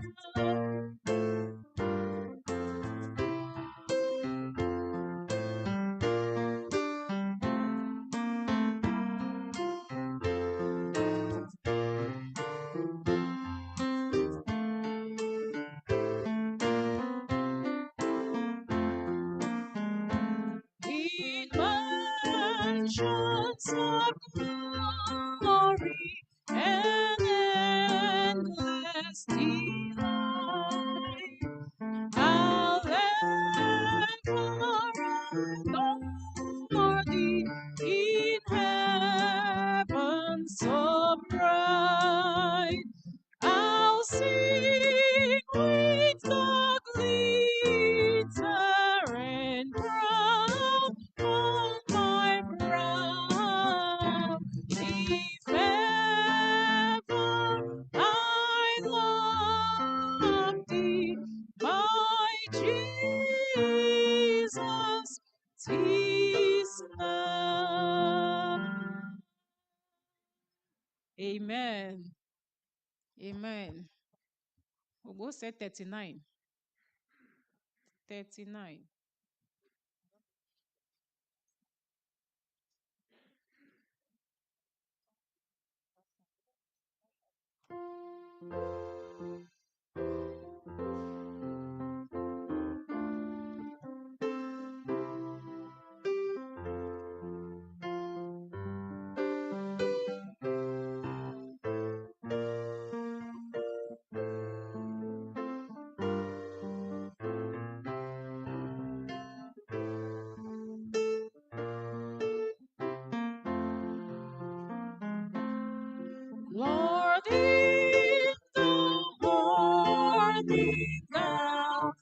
I'll give my voice ascending high to thee will I direct my prayer, to thee lift up my eyes.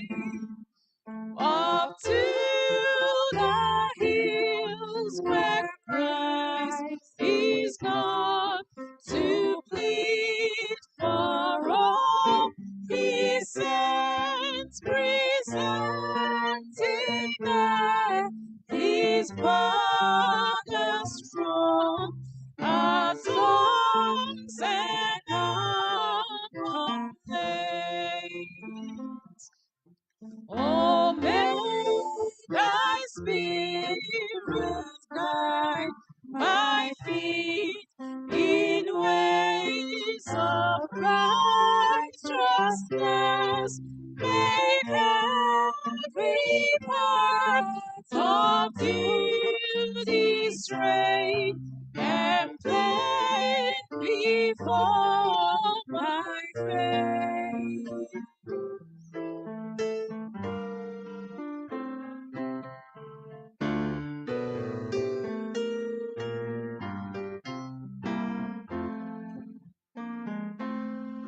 The men that love and fear thy name shall see their hopes fulfilled.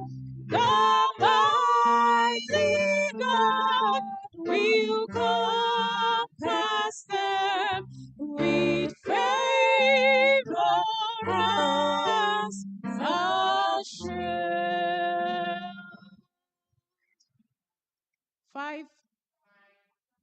590.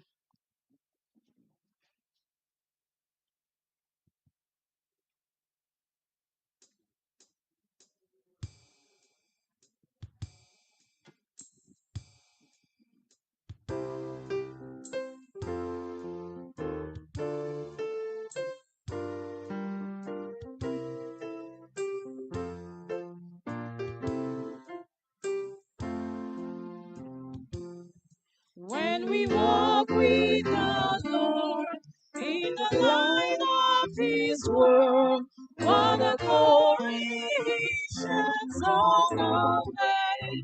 While we do His good will, He abides with us still, and with all who will trust and obey. Trust and obey, for there's no other way to be happy with Jesus but to trust and obey. Not a shadow can rise, not a cloud in the skies, but His smile quickly drives it away. Not a doubt nor a fear, not a sign or a tear can abide while we trust and obey. Trust and obey, for there's no other way to be happy in Jesus but to trust and obey. Not a burden we bear, not a sorrow we share, but a toil He does richly repay. Not a grief nor a loss, not a crown nor a cross, but it's blessed if we trust and obey. Trust and obey, for there's no other way to be happy with Jesus but to trust and obey. But we never can prove the delight of His love unto all on the altar we lay. For the favor He shows and the joy He bestows and for them who will trust and obey.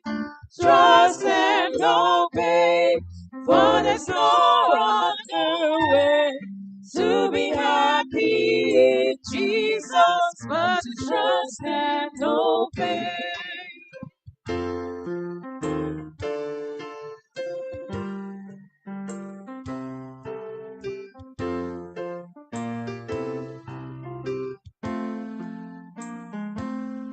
Many fellowships sweet, we will sit at his feet, or will walk by his side in the way.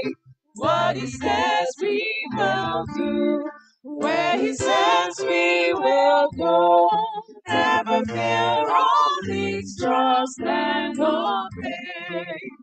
Trust and obey, for there's no other way to be happy with Jesus but to trust and obey. Oh, trust and obey, for there's no other way to be happy in Jesus but to trust and obey.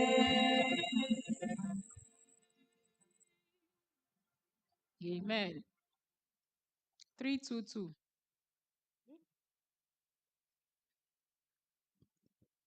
Not in between.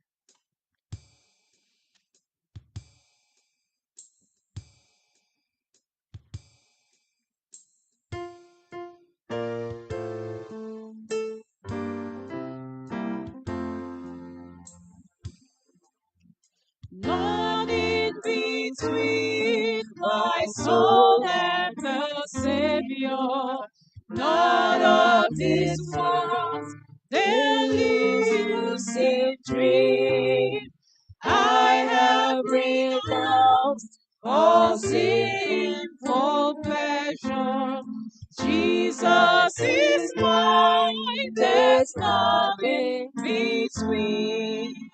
Nothing between my soul and my Savior, so that his blessed face may be seen. Nothing preventing the least of his favor. Keep the way clear, let nothing between. Nothing between, like worldly pleasure, habits of life, so harmless they seem. But of my heart, from him ever silver, he is my own, there's nothing between. Nothing between my soul and my Savior, so that his blessed face may be seen. Nothing preventing the least of his favor. Keep the way clear, let nothing between.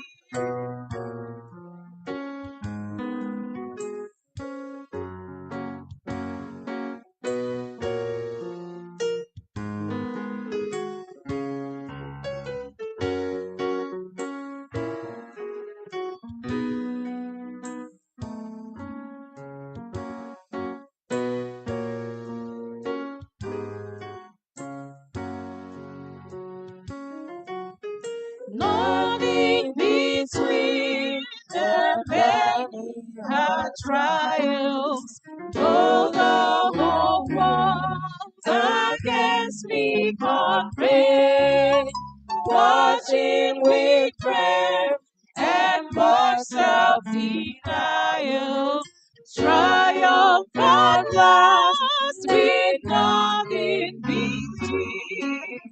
Nothing between my soul and my Savior, so that his blessed face may be seen. blessing, the least of his favor. Keep the way clear, let nothing between, nothing between my soul and the Savior, so that his blessed face may be seen. Nothing preventing the least of his favor. Keep the way clear, let nothing be between.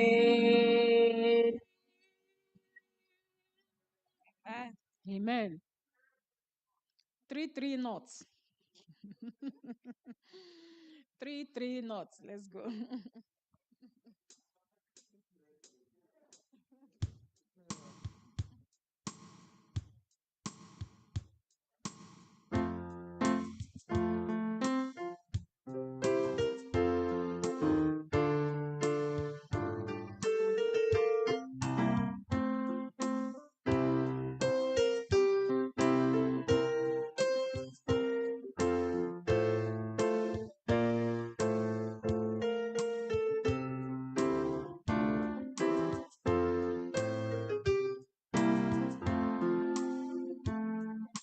Take my life and let it be consecrated, Lord, to thee. Take my hand and let them bloom at the influence of thy love, at the impulse of thy love. Take my feet and let them be swift and beautiful for thee. Take my voice and let them sing always only for my King, always only for my King. Take my lips and let them be filled with messages from thee. Take my silver and my gold, I withhold, not a part would I withhold. Take my will and make it thine. It shall be no longer mine. Take my heart, it is thy Lord. It shall be thy royal throne. It shall be thy royal throne.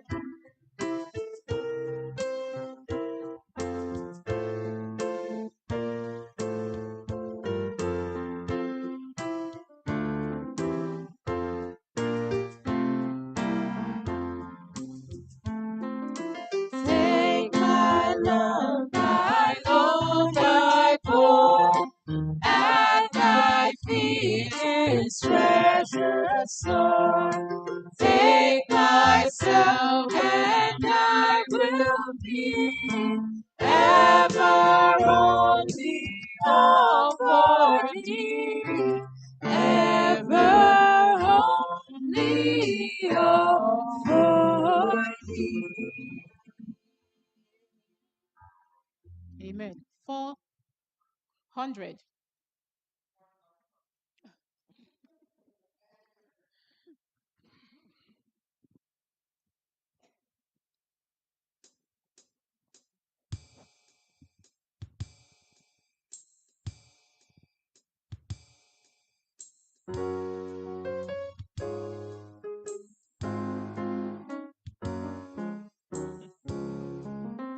Great is thy faithfulness, O God, my Father. There is no shadow of turning with thee.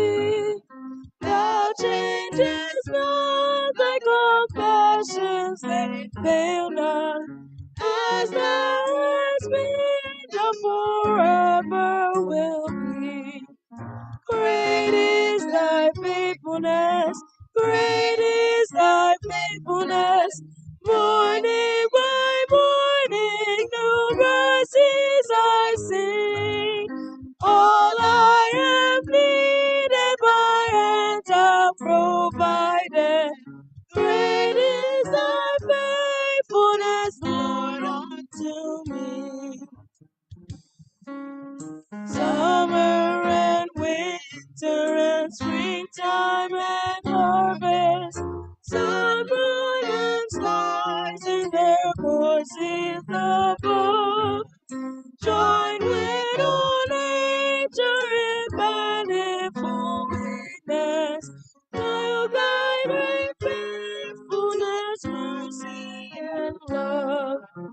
Great is thy faithfulness, great is thy faithfulness. Morning by morning, new mercies I see. All I have needed, thy hands have provided. Great is thy faithfulness, Lord, unto me.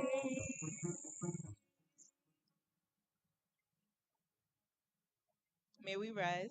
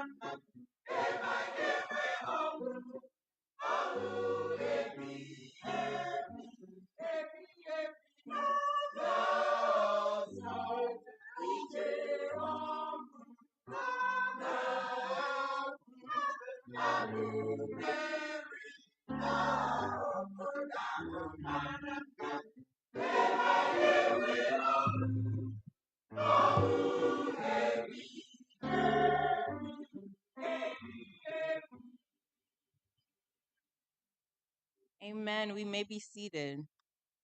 These are our announcements for today. We welcome everyone worshiping with us today, here in person or online. May the Lord bless you as you worship with us. May He continue to surround you with His ever fresh compassions that never fail. May His goodness and mercy continue to abide with you in this year and beyond. Continue to live a life of obedience, prayer, expectation, rejoicing, and triumph. Remember, this is your year of triumph and elevation. It is a year that you will be elevated to the higher ground, and you shall experience celebration and jubilation. Amen.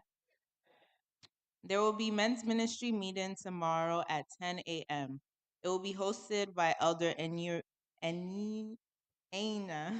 and Deacon Chinedu Ejike.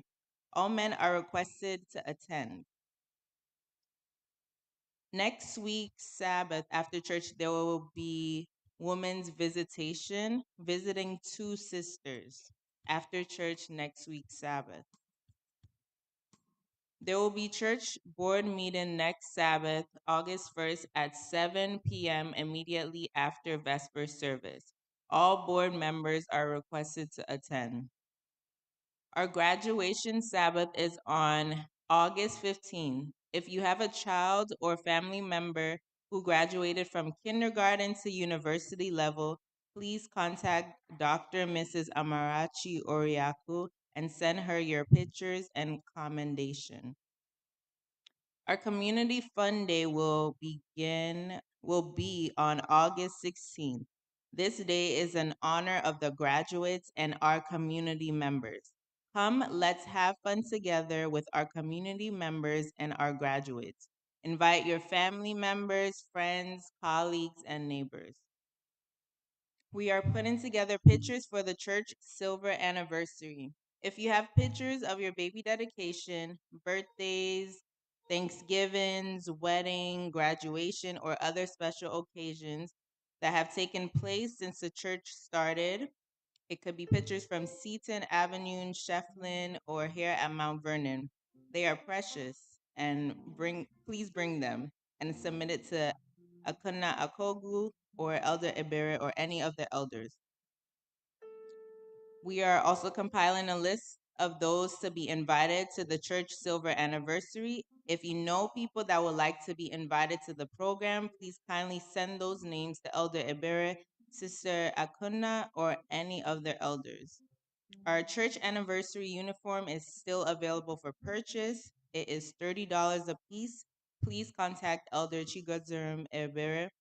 You can make your payment through the Zelle church account or the online giving platform. Pay through any of these platforms and bring your receipt to Elder Ebere. Please let us continue to pray for one another. Pray for those who have traveled and are yet to have traveled, that the Lord will watch over them. Pray for the sick, bereaved, and less privileged. Let us continue to be one another's keeper. The elder of the month is Elder Ihani Matthew. Duce and Sister Ozuchi.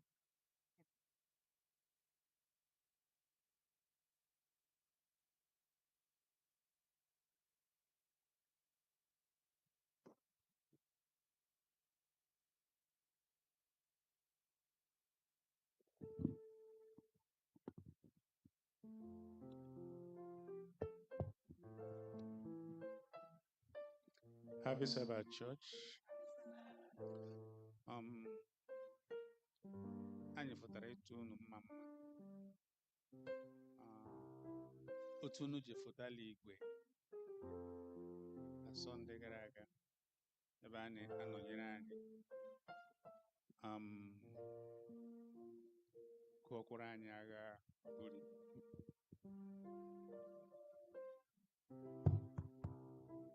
Kụọkwara anyị agha buri.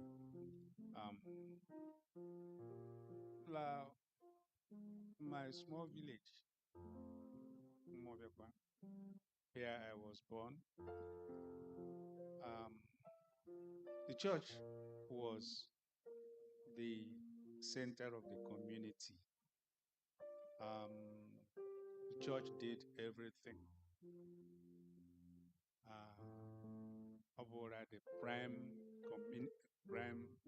the center of that village, everything was through the church. And I am still oriented in that manner. I think also, church nwere ike inyere mmadụ aka ịga eluigwe.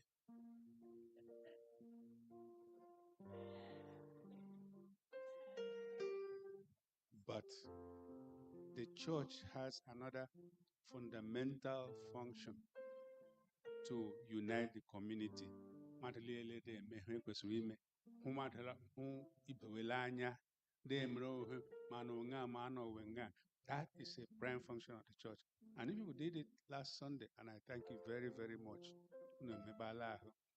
And the Kokora and Uria, Lota, the platinum song of First Igbo Church. So, thank you very much. God bless all of you.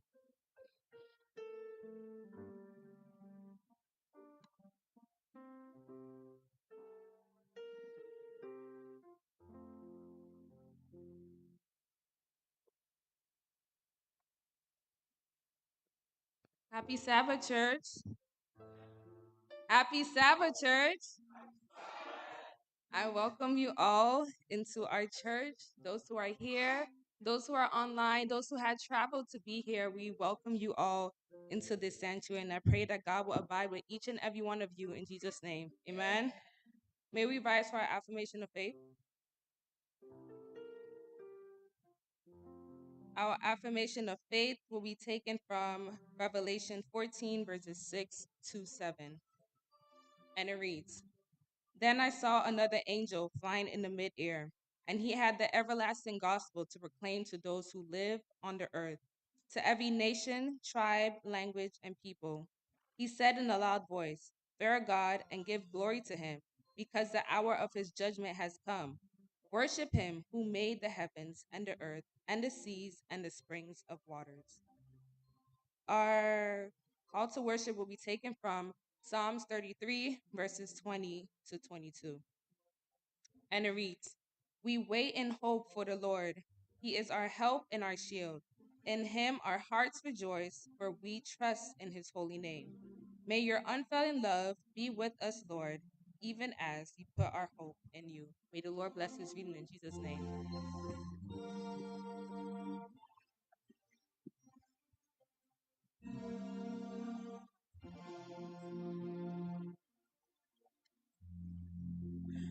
There's a sweet, sweet, sweet spirit in this place,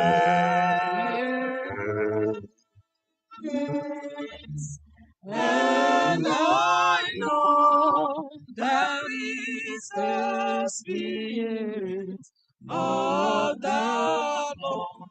Oh, there are sweet expressions on each face,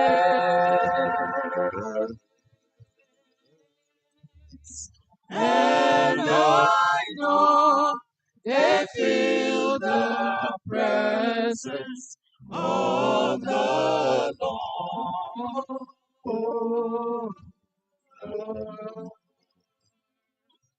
Sweet Holy Spirit,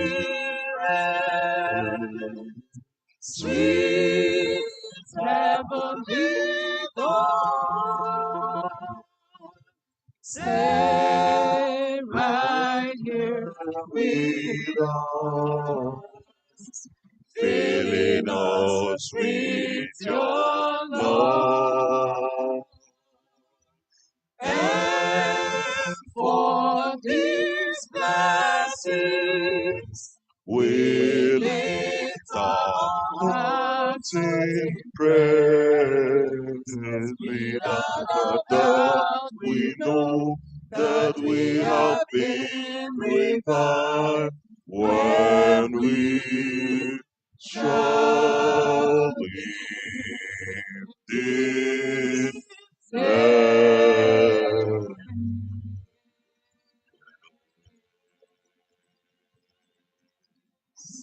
Thank you, Heavenly Father, for bringing us to worship you. We bow in humility before you, that you keep us faithful in this act of salvation. In Jesus' name I pray. Let us remain standing. Our opening hymn is from SDAH 163. 163.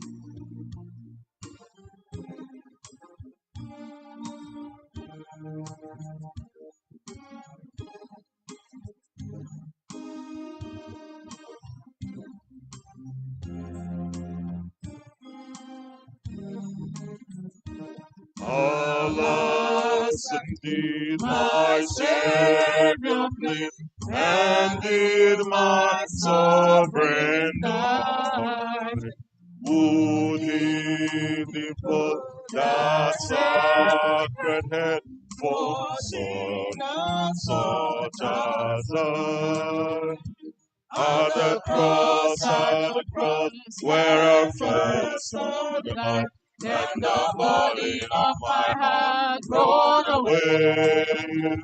It was there by faith I received my sight, and now I am happy all the day. Was it for crimes that I have done? He ground upon the tree. Amazing pity, grace unknown, and love beyond degree. At the cross, where I first saw the light, and the body of my heart rolled away. It was there by faith I received my sight, and now I am happy all the day.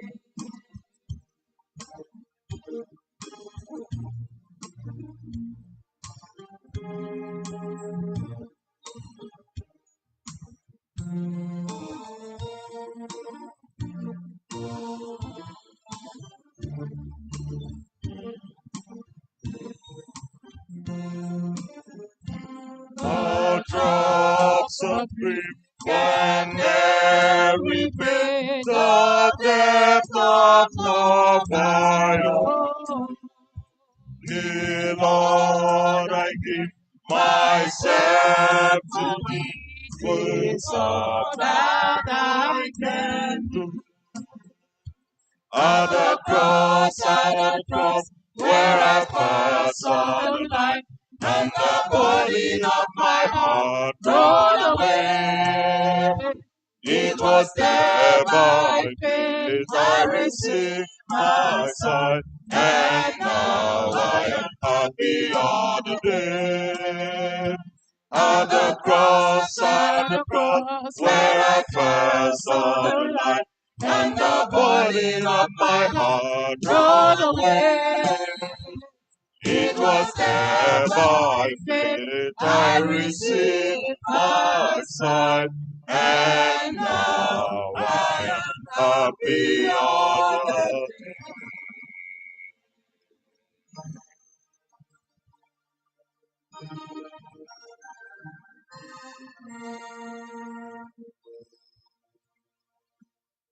Come ye these sons of men,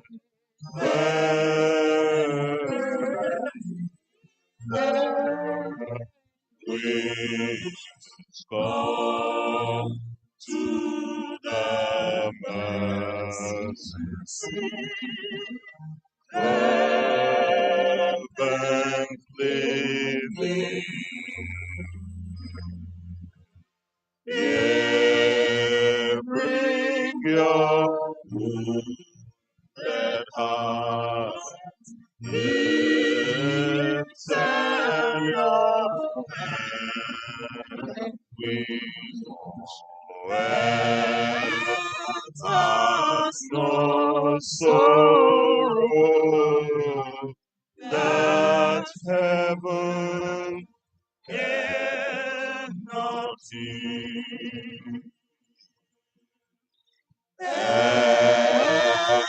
has no sorrow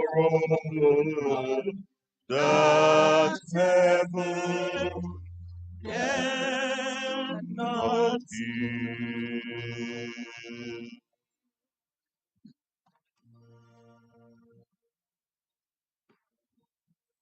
onye nwe anyị na Chineke anyị, onye kere eluigwe n'ụwa na oke osimiri na ihe niile dị n'ime ya, nna nke udo, nna nke amara, nna nke nwere ịhụnanya n'ebe ụmụ ya nọ, nna nke akpọkọtara anyị n'ụbọchị taa sị ma anyị bịa fee gị ofufe n'ụlọ nsọ gị. Nna anyị abịala ịtụ gị mma mma ebe ọ dị ukwuu, n'ihi na ọ dịghị onye pụrụ ịgwọ ọrịa, ọ dịghị onye pụrụ ime ihe niile, ọ dịghị onye pụrụ inye anyị ahụike labụ gị. Ya mere anyị ji bịa na-atụ mma mala hụ ọma niile ịdị imere anyị kwamgbe kwamgbe, onweghị ịkọwacha ha ọma ịdị imere anyị. Ya mere anyị ji bịa na-asị gị nna, nara ekele, nara otuto, nara mbuli elu nke ụmụ gị na-enye gị n'ụbọchị gị taa. Nabata arịrịọ anyị niile, achụpụkwala anyị n'iru gị, anapụkwala anyị mmụọ nsọ gị. Kwee ka ofufe anyị dị ife gị n'ụbọchị gị taa bụrụ ihe a ga-enabata, ihe ị ga-enabata n'aha Jizọs. Amen. Our God and our Father, we have come just as we are. Father, from January to this last Sabbath of July, you have been the one leading us. And so we say thank you. We thank you for all the ceremonies that have taken place in this church, which you have granted success to. The graduation Thanksgiving, birthday Thanksgiving, wedding Thanksgiving, all these ceremonies, it is only you that we presented it to, and you came through for your children. So we say thank you. We thank you because you are the healer of our diseases. We thank you because with you all things are possible. There is nothing we can do without you. Success comes from you. We thank you for all our children that you enabled, gave them the ability, gave them the wisdom, knowledge, and understanding to pass their exam. You came through for them. We say thank you. We thank you for all the protection you have granted to your children. We thank you for our brethren who traveled home to Nigeria for one program or the other. You led them through. You brought them back safely. You granted them safe trip. We say thank you. Father, we want to experience more of this goodness of your life that you have done in our lives. Father, we want to experience more graduation Thanksgiving in this church. We want to experience more birthday celebration in this church. We want to experience more child education in this church. Father, you know it all. You know you are the Lord of our desires. And so your children have come. I don't know what their problem is, but you that searched the heart of men, you are the only one that knows where it is taking them. And so, dear Lord, your phone number is Jeremiah 33, verse 3. You said we should call upon you that you answer, and that you show us great things that we have never known. And so, Lord, may you show your children today those great things that you have prepared for them, that you have packaged for them. Father, unfold them. Father, relieve them. Alleviate our suffering, O Lord. Carry all our burdens. No one comes before your presence and goes home the same. And so, dear Lord, may we have a touch of your blessing in our lives today. May we be transformed. Father, we pray that you free us from every form of addiction, every form of ungodly life, those lives that we are living that does not glorify you. Because you say, in everything we do, we should give thanks unto you. So many people are doubting what you can do. I don't know if there's anybody here who will say that the Lord is owing him or her. Is the Lord Is there anything that the Lord has not done for you right from the onset, right from the womb when you were born? Is there anything you will say that God has disappointed you? I don't think there's anybody here who will say that God has failed him or her or has disappointed him. The Lord has so many promises that he wants to fulfill in your life. Let us remove doubt. Father, help us to remove doubt and believe and trust in you, because you are a God who never fails. You are a God who never changes. You are a reliable God. You are a dependable God. You cannot say what you cannot do. May all these promises you have in your scripture that says, I am your God, be not dismayed. I will be with you. I will fight for you. Father, please help us to acknowledge you, to know that you are with us and will be with us as you have promised till the end of all things. May our worship be acceptable unto you. May we be acceptable unto you. Father, forgive us. Forgive us in any way we have sinned against you, because we are sinners saved by your grace. Father, please wash us once more. Cleanse us from all unrighteousness. Let our worship here on earth not be in vain, in the mighty name of Jesus. So that as you come, you find us waiting, prepared to enter into your heavenly kingdom. Father, I want to lift up your servant, manservant, whom you have given a message for your church, for your congregation. As he delivers that message, O Lord, may you anoint him one more time. May the message be a message of hope, a message of revival, a message that is spirit-filled, a message that will fill our stomachs.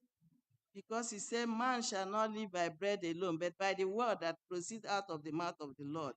And so may your word today feed us spiritually. Heal us, O Lord, physically. Heal us emotionally, mentally, intellectually, domestically, financially. Meet each and every one of us at the point of our need. And thank you, Father, because I know that all the prayer points that your children have tabled before you today, both spoken and unspoken, you that searched the heart of them, Holy Spirit divine, you are the one that knows the groans of our heart. May you carry all these prayers, all these prayer points to the heavenly throne of grace. And let it be in the book of remembrance that so day, my daughter, my son presented this case before you, and it will transform into testimony that we manifest, and everyone that sees it will know that the Lord has visited such a person. Do it for thy own name's sake. We have prayed with thanksgiving in Jesus' name. Amen. Amen.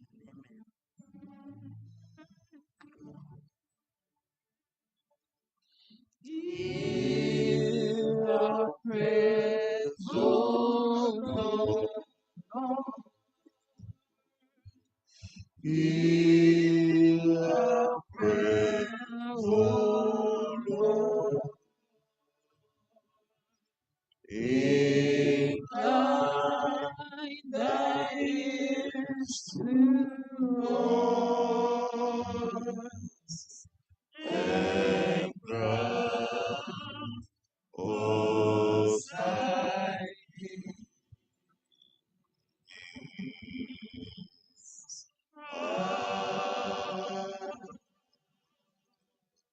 Amen.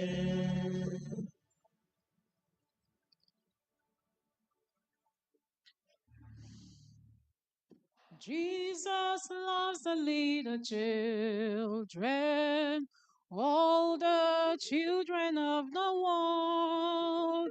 Red and yellow, black and white, they are precious in his sight. Jesus loves the little children of the world. Oh, Jesus loves the little children. Dread all the children of the world. Red and yellow, black and white, they are precious in His sight. Jesus loves the little children of the world. Oh, Jesus loves the little children. Oh, the children of the world. Red and yellow, black and white, they are precious in His sight. Jesus loves the little children of the world. Jesus loves the little ones like me. Jesus loves the little ones like me. Little ones like me, sat upon His side. Jesus loves the little ones like me. Jesus loves the little ones like me. Jesus loves the little ones like me. Little ones like me, sat upon His side. Jesus loves the little ones like me. Jesus huru wanta di kamu nanya.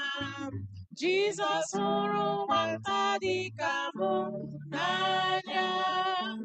Wanta di kamu ya. Jesus huru wanta di kamu nanya. Jesus huru wanta di kamu nanya. Jesus huru wanta di kamu nanya.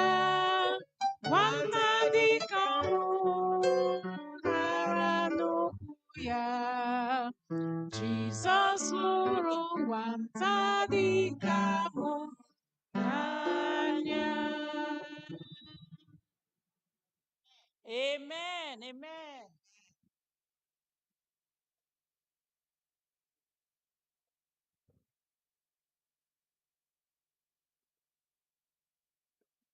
There you go. That's my assistant. Thank you. Good morning, boys and girls. Happy Sabbath, daddies and mommies. All right. Before we start, pay attention. All eyes on me. Pay attention. Pay attention. Sit down. Sit down.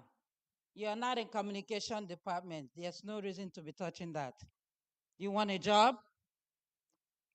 Good. Thank you. All eyes on me. Before we start, there's going to be a test at the end of the story. Pay attention to the words that are coming out of my mouth, especially, that's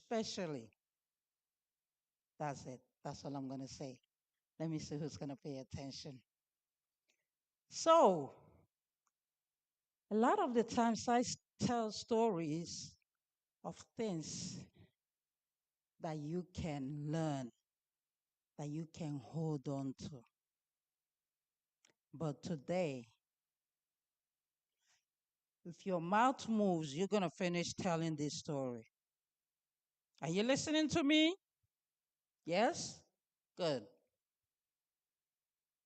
But today, I'm just going to talk about how good God is. Now, let me ask you a question. What do you think? You guys know what an oxpecker is?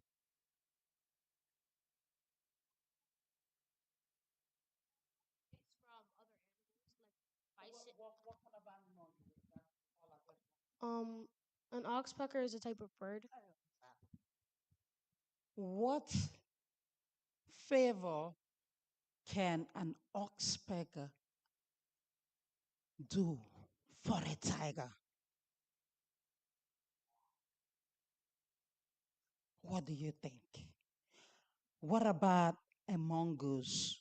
What kind of favor can a mongoose do for, let's say, a zebra?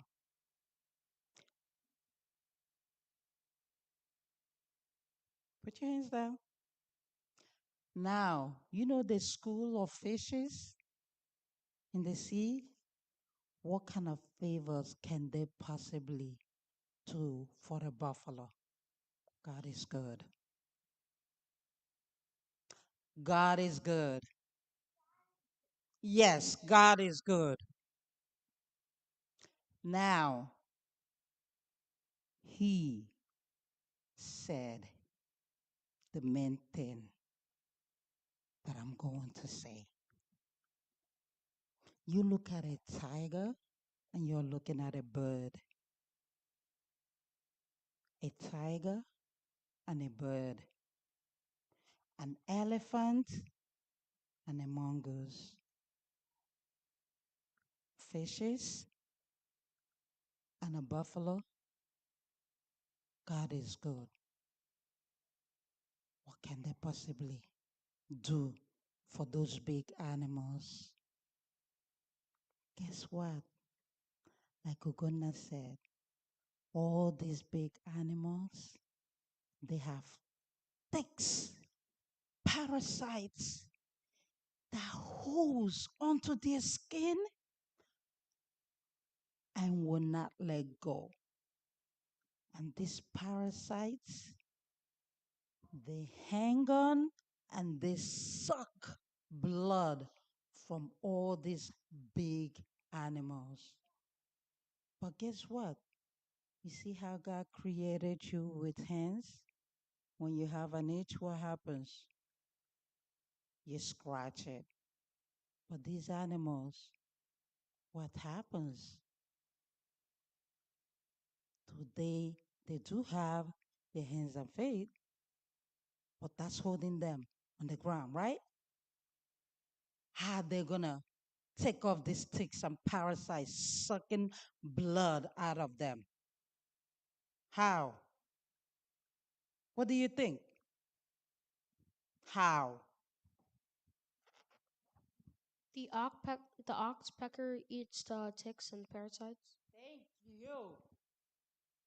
God sends these little animals. They rob the big animals. They go to the branches, to the trees, and they try to rob their skin and furs and everything. But they can only get out a few.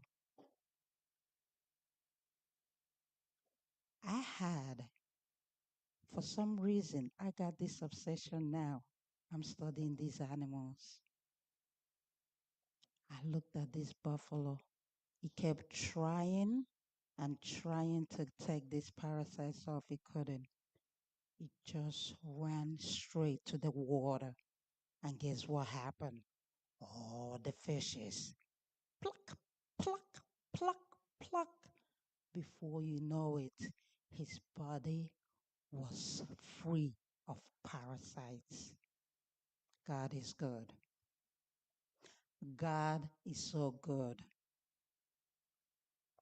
Can the buffalo just open his mouth and swallow all these fishes? Yes. Can a tiger eat the bird? Yes. But guess what? The birds and the mongoose, they are doing them a favor. And in return, they don't eat them. They know they are helping them to take off all these blood-sucking parasites from their body and ticks from their body. God is good. God made all these animals and he gave them a job each and every time. Every time we wake up, we should get on our knees and say, thank you, Jesus. A lot of us got here safely. It's not because daddy and mommy are good drivers. No. It's because God led us here safely. You waking up and opening your eyes, it's not because you're the best. That's your power. No. It's because God decided to wake you up. One of your eyes could have been shut closed. You could have had like a big a bump or a pimple or something. But no, we all have all our limbs, everything we're moving, we're talking. We should get on our knees and thank God, because a lot of people are not so lucky, and not because they committed something, but that's just the way it is. So now I need you all to think, whenever you are in a better position, not even, you don't need to be in a better position. Anytime you wake up, anytime you're doing something, every time, anywhere, any place, thank God that He is still in your life doing everything for you. You guys heard me? Now comes the test. How many times did I say God is good?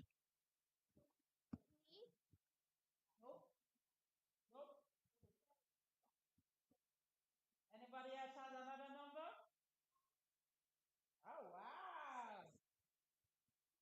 All the time. How many times did I say it? That was a test. I'm gonna guess 8. Why are you changing your answer? You said 7. You said 7. That's how many times I say God is good. Yes. You said, why are you changing? You see, that's how sometimes we fail the exams. Don't change your answer. You were right. 7 times. God is so good. Repeat that to yourself every single time. All right? Now, I'm going to need a prayer. Do you want to pray? Don't be scared. I don't bite. Only on Fridays I bite. Today's Saturday. Come.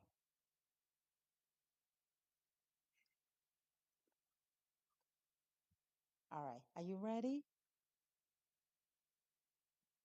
Are you guys ready to pray?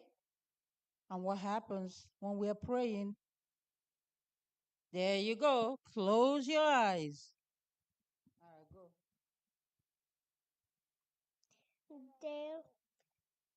The animals were itching.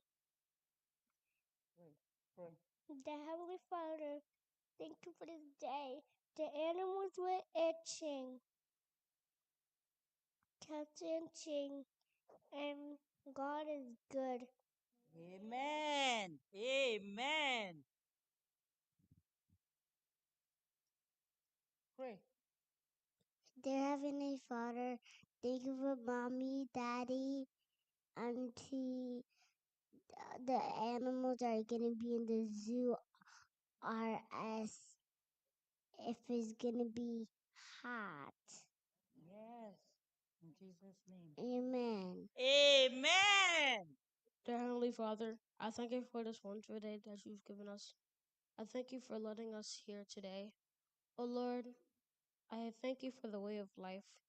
I thank you for the way we wake up every morning. In Jesus' name, amen. Amen. All right, go back to your seats. No running.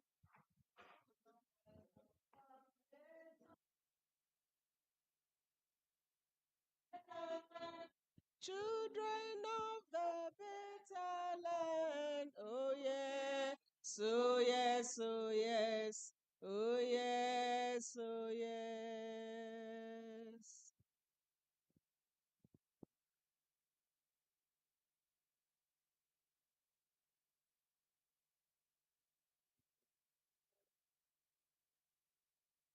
Time. It is the time we return our tithes and offering to the Lord. And why should we do that? Is it necessary for us to return our tithes?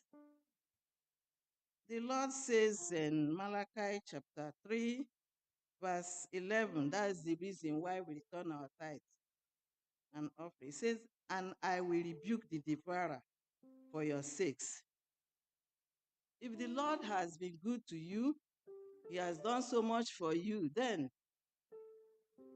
we have to return our tithe. We are not paying, we are returning because he has blessed us. When we are giving our paychecks, the first thing we do is to put God first by removing that one that belongs to God, the 1/10 that belongs to God. Then the next one is the offerings, which the church uses to run their everything that has to do with the local church. So there is need for us to return our tithes and offering. And God says we should prove him. If you have tested the Lord before, then continue, because there is a blessing attached in returning our tithes and offering. And I want to say an experience I had a few years ago. I was giving my paycheck and I sat in my office. I first of all removed the one that belongs to God. I removed my tithes and kept it in my bag. Then the remaining one, I also put it in the same bag. And I branched market to buy something because it was on a Friday. I searched for what the item I wanted to buy. I didn't see anyone that is suitable. I now went home. As I got home, I removed everything from my bag. Lo and behold, the remaining money was not there. The only thing I saw in my bag was that God's own that I removed. An enemy has removed the whole money that I was paid that day. Only the tithe, the one that belongs to God, they didn't touch it. You see how God moves. And it was September salary. I ran to the church and knelt down, called upon God. I said, you are the giver of good gifts. You are the one that will see me through this month of October. And that October is my month, that month. So I handed everything to God in prayer. Do you know that the Lord saw me throughout that month of October? Because I had nothing. The following day was Sabbath day. I had to give God his own. I didn't say because they stole from me, how would I manage? I gave God his own. And throughout that month, God saw me through. People were just giving me, money like that. So that's how God works. So let us prove God. Test him. If you know you have not been returning your tithe and offering, prove him. I give you 3 months to prove God. You will see the blessing that will follow. Let us come with the tithe and offering. The deacon and the deaconess, please.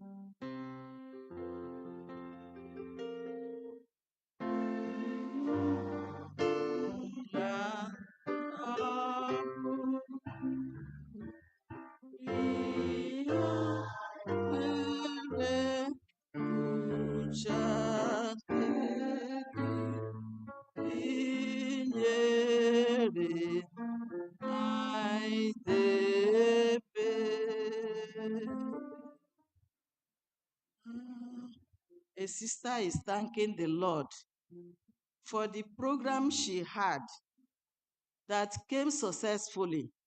God surprised her. The things she ordered came just before the event. Is it not the Lord's doing? We prayed and prayed and God answered. And so she's thanking God with $100. Another brother is thanking God for adding another year to the age of his daughter, who is celebrating her birthday. And we say, may God continue to bless these families and bless each and every one of us also in Jesus' name. Let us pray.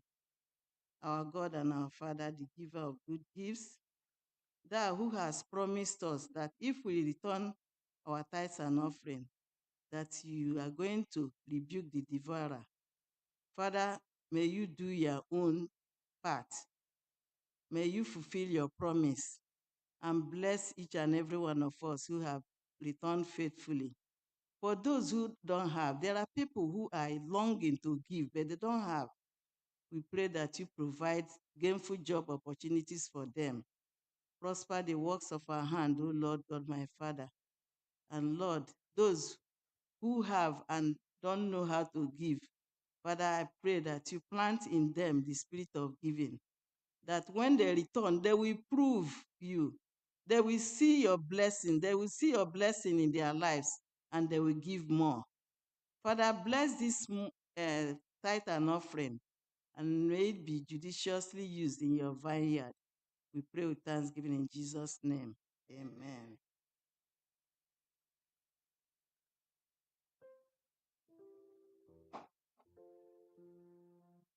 Happy Sabbath, everybody.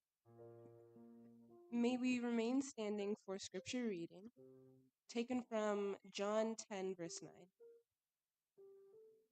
And it reads, I am the door. If anyone enters by me, he will be saved and will go in and out and find pasture. May God bless this reading in Jesus' name.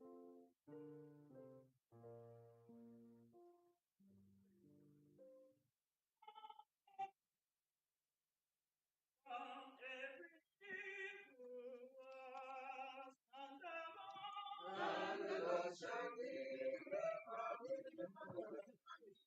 from and the Lord shall be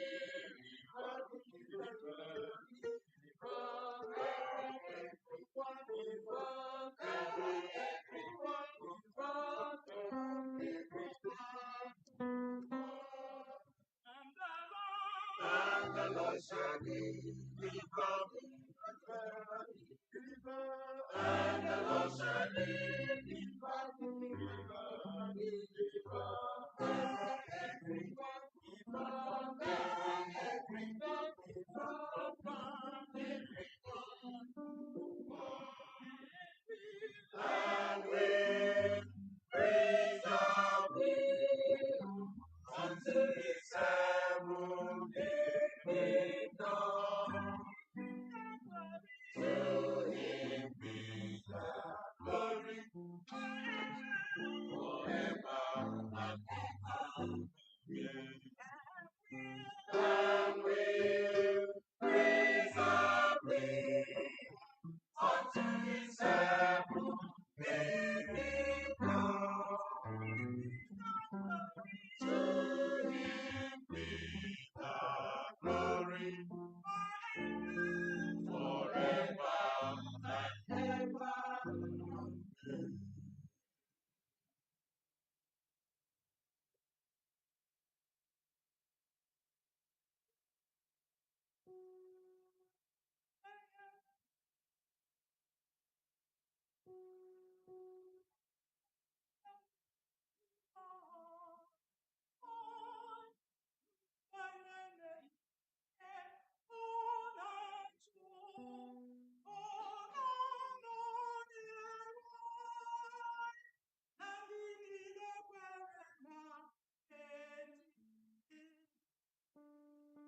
Mana chukwunete gini eke okuya, ebube ya n'ụzọ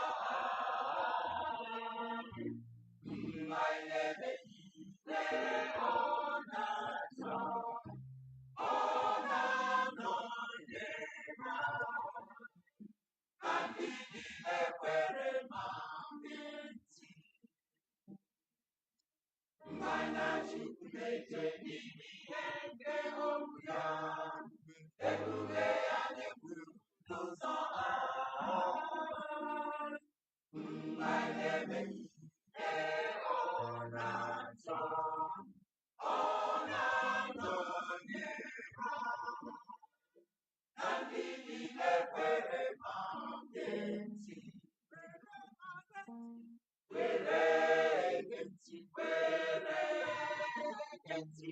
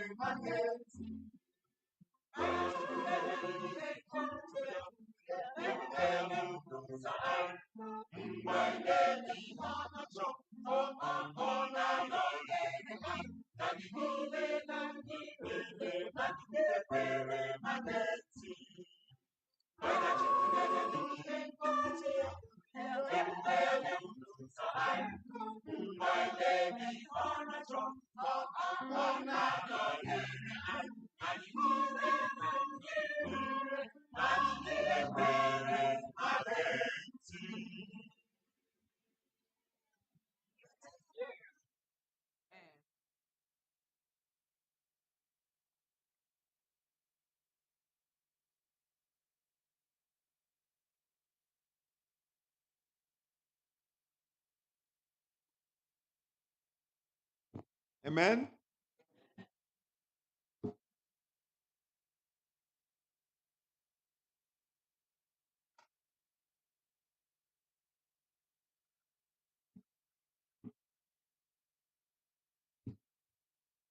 Look at you now, Bella. I'm running wine bar and you banana hatches. Last Sunday was a very important day. Amen.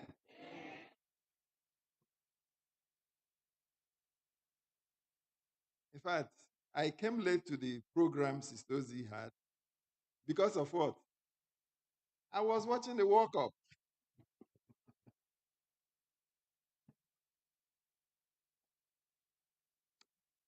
By the way, I want to welcome the Uhegu family from Houston, Unabella.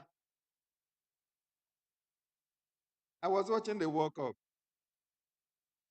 And 2 or 3 weeks, no, last month, I believe so, I made a sermon here and I used the World Cup to make some illustration. Today, I also want to use the World Cup to make another illustration. Because the World Cup was organized by, how many continents do we have? 8, right? All the continents of the world came to plan this World Cup, hosted by US, Mexico, and Canada. So they had a plan. The winner has a tag prize of, I think, 51 million, right? Something like that. For soccer lovers, you will appreciate the World Cup. But if you're not a soccer lover, you won't appreciate it. But I know majority of you are soccer lovers. People from Africa, many people hooked up. Report has that the finals, 60 to 80 million people were watching that all over the world. But one interesting thing about it, FIFA, which is the body that's organizing it, they have rules.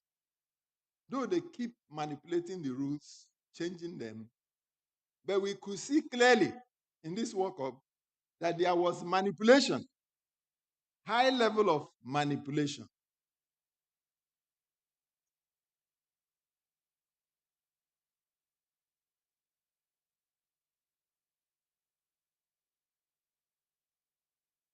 Back home in Nigeria, I said in my last sermon too, Nigeria never qualified to attend the World Cup.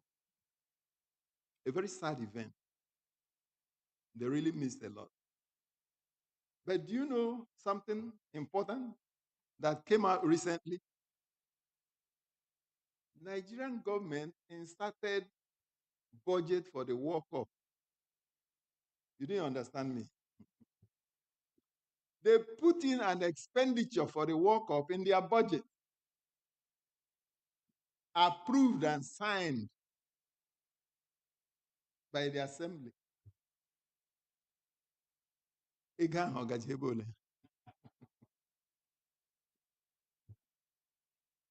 Manipulation. Father in heaven, we thank you for today. Thank you for your presence here. We pray that you speak life through your word to us now. In Jesus' name I pray. In Genesis chapter 6, the Lord gave Noah specification of what to do. The Lord told him to make an ark. How many cubits it's going to be? The kind of wood that will be used there to build the ark.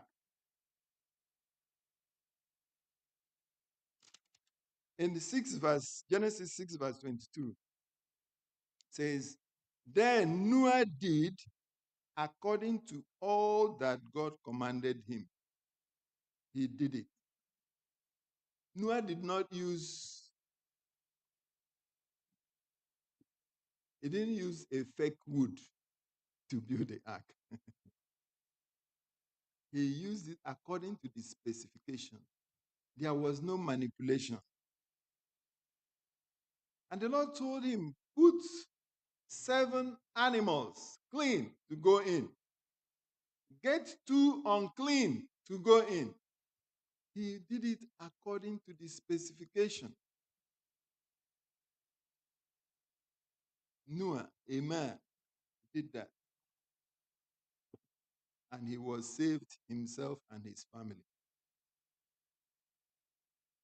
If you read the book of Genesis, where I'm looking at, you see that God was the one who shut the ark, the door of the ark. He didn't use an angel. He didn't allow Noah to shut the ark so that there won't be any manipulation. God himself had to shut the ark.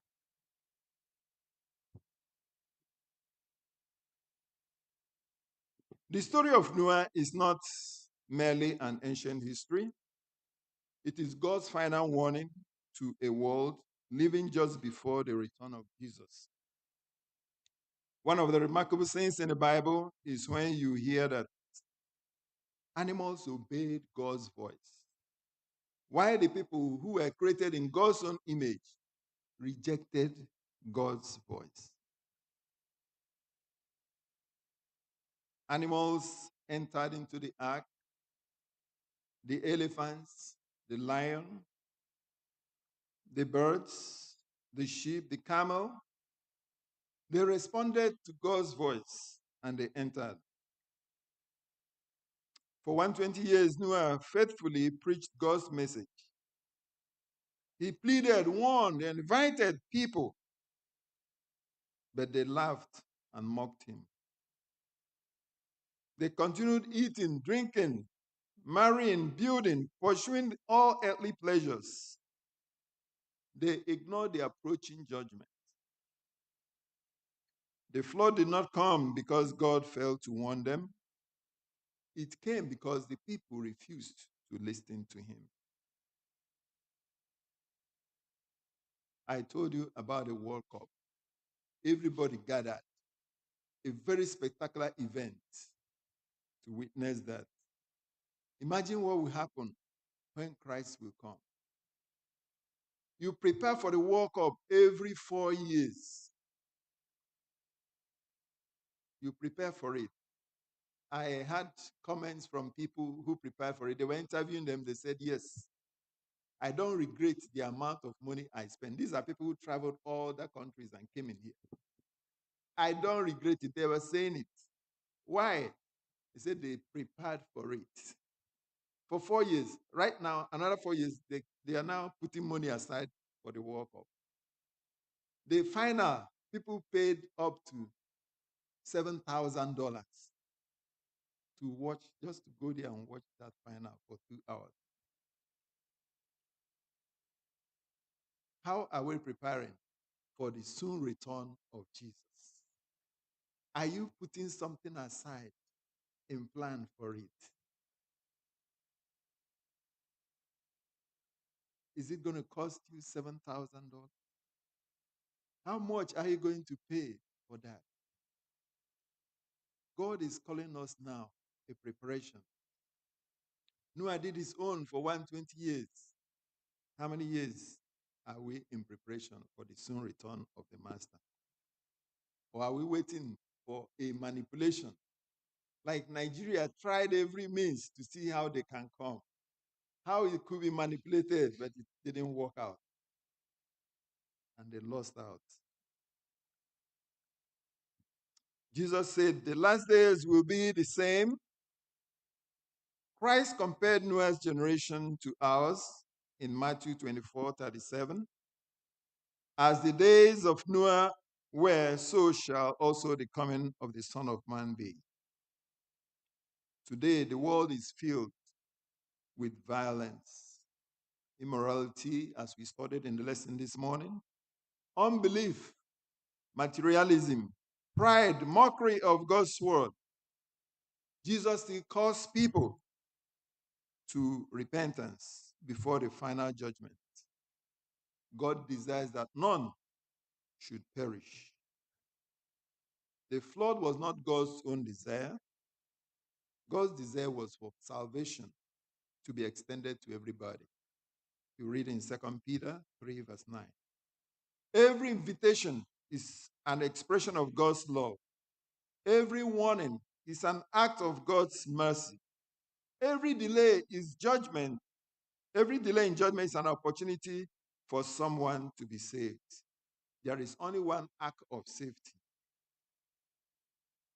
During Noah's time, it was only one act. Today, for our own safety, for our own salvation, only one Savior is what we have. The pathetic thing is that just as everybody outside the ark was lost, everyone who rejects Christ, and I repeat, everyone who rejects Christ will automatically reject the only hope of salvation. The greatest tragedy of Noah's time was that the animals entered the ark. Only human beings created in God's image refused to enter. Another 4 years, I don't know where the World Cup will be. For soccer lovers, we start preparing. Other nations are preparing. Nigeria that couldn't make it now, they are preparing for it. Some already have automatic ticket to attend that World Cup. Some countries have automatic, about 6 of them, to go in for that World Cup. Preparation towards it. How are we preparing for the soon return of the Master? My appeal to you today is that the door of mercy is still open. Jesus is inviting someone to come. Do not wait for a more convenient time.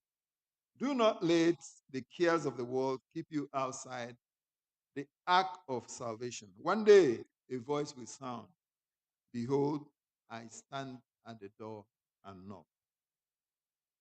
I am the door, and by me, if anyone enter in, he shall be saved." Beloved, choose you this day whom you will serve. Whosoever will, let him take the water of life freely. And I want to leave you with this secret, that soon and very soon, the door will be closed. So choose Christ today and enter God's ark of safety by faith. In Jesus' name. Let you, man.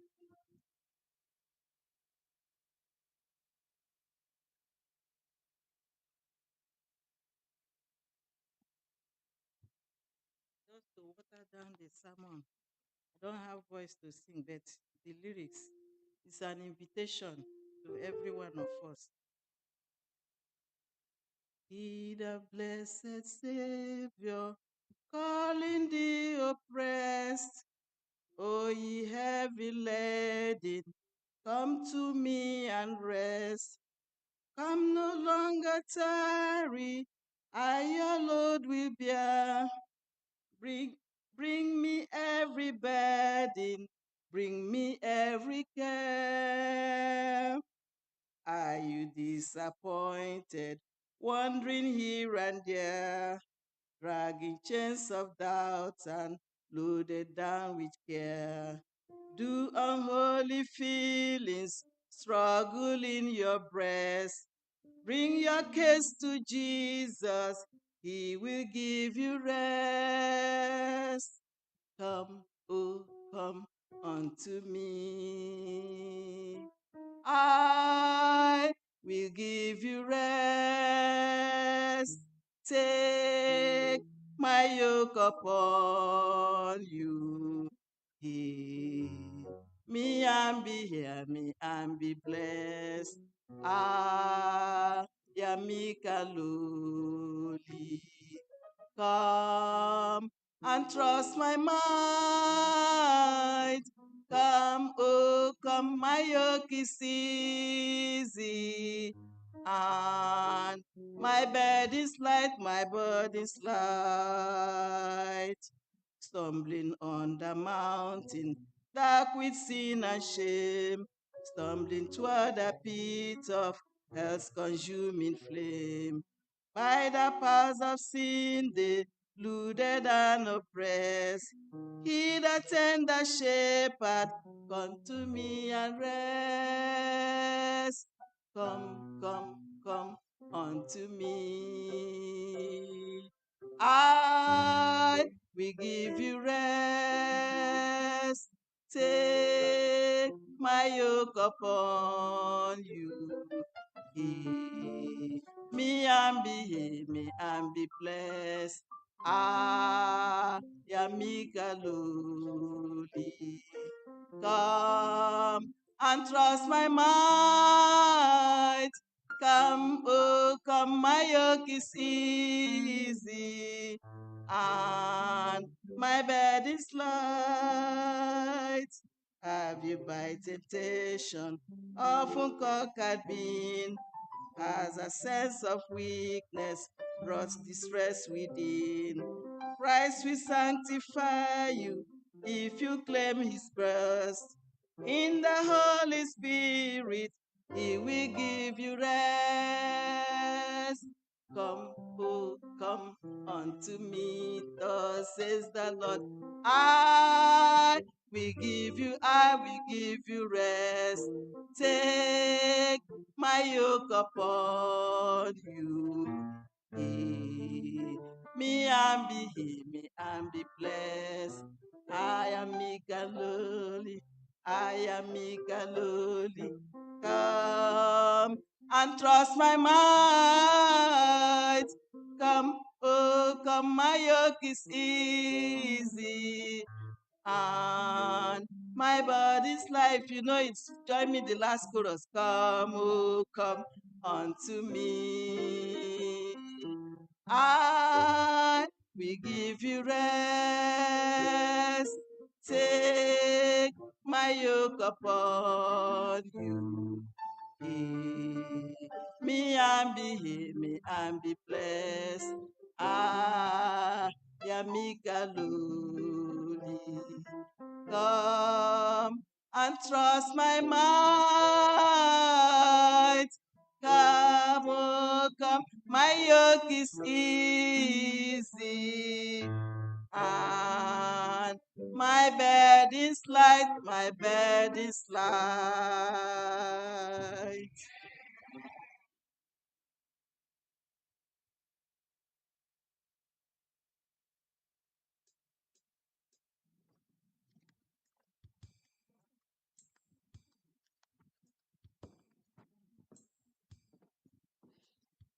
Amen. Let us all rise as we bring this service to a close with the use of our hymns, SDH 340.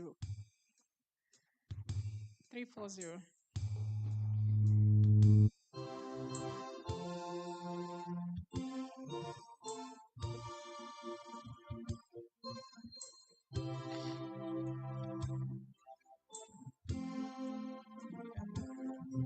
I've heard The joyful sound, Jesus saves, Jesus saves, spread the gladness all around. Jesus saves, Jesus saves, better news to every land. Climb the steps and cross the ways. Onward is our Lord's command. Jesus saves, Jesus saves, wafting on the rolling tide. Jesus saves, Jesus saves, tell to see that's far and wide. Jesus saves, Jesus saves, sing ye lands of the sea, echo back ye ocean's gates, and shall keep her jubilee.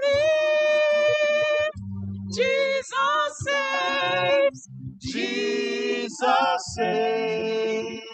sing above The battle strife. Jesus saves, Jesus saves. by his death And and endless endless life. life. Jesus saves, Jesus saves. sing it softly through the gloom. When the heart for mercy craves, singing triumph for the dawn. Jesus saves, Jesus saves.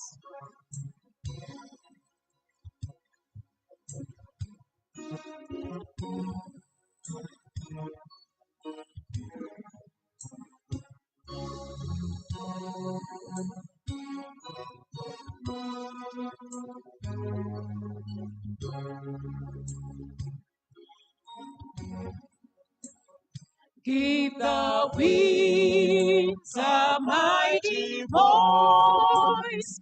Jesus saves, Jesus saves. Let the nations now rejoice. Jesus saves, Jesus saves. Shall salvation full and free, highest hills and deepest caves. These are songs of victory.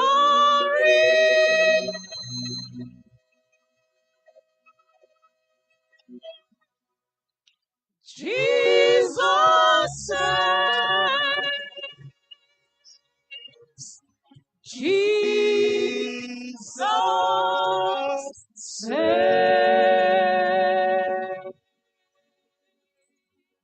Heavenly Father, we thank you for the message of the hour. We thank you for the salvation you've granted us. We thank you for saving us. We pray, Lord, that you continue to save us in Jesus' name. For all that gathered here, for all that are online listening, Heavenly Father, I pray in the name of Jesus that you save them also in Jesus' name. Thank you, Father, for your saving grace. Thank you for the salvation you granted us freely. Let us accept it by faith. In Jesus' name I pray.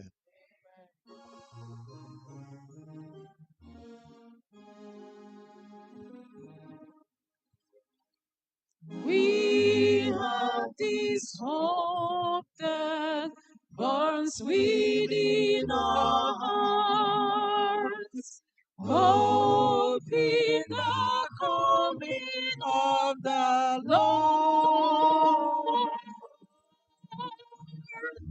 We have this faith that Christ our Lord imparts, faith in the promise of His word.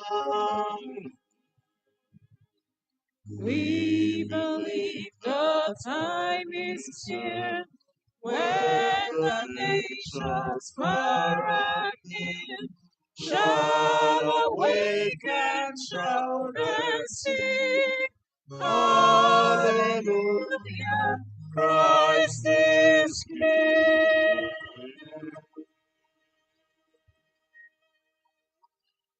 We have this hope that burns within our hearts. Oh, in the coming of the Lord.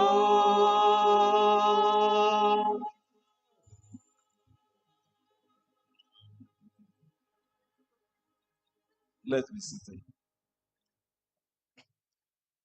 This is a special moment. You talk to the Lord personally. This is a time you ask the Lord whatever you want, whatever is in your heart. This is that personal time.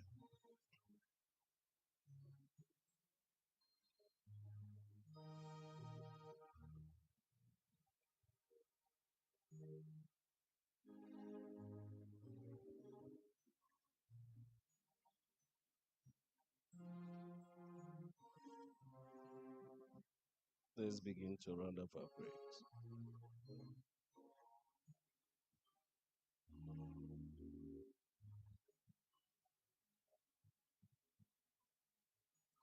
Our Most High God who lives in heaven, you have heard your children.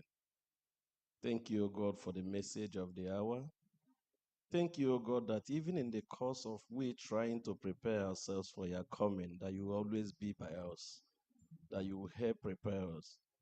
Dear Heavenly Father, we are committing our lives into your care, even as we will move into the next week. We pray that your angels will guide us through. On the road, on air, in the sea, everywhere we may find ourselves at the work environment, dear Lord, may you continue to shield your children. We pray that you bless us individually and bless us collectively. For our visitors, we also pray that you take them back safely. Guide us, O God, and bless your children, for we have prayed in Jesus' mighty name. Amen.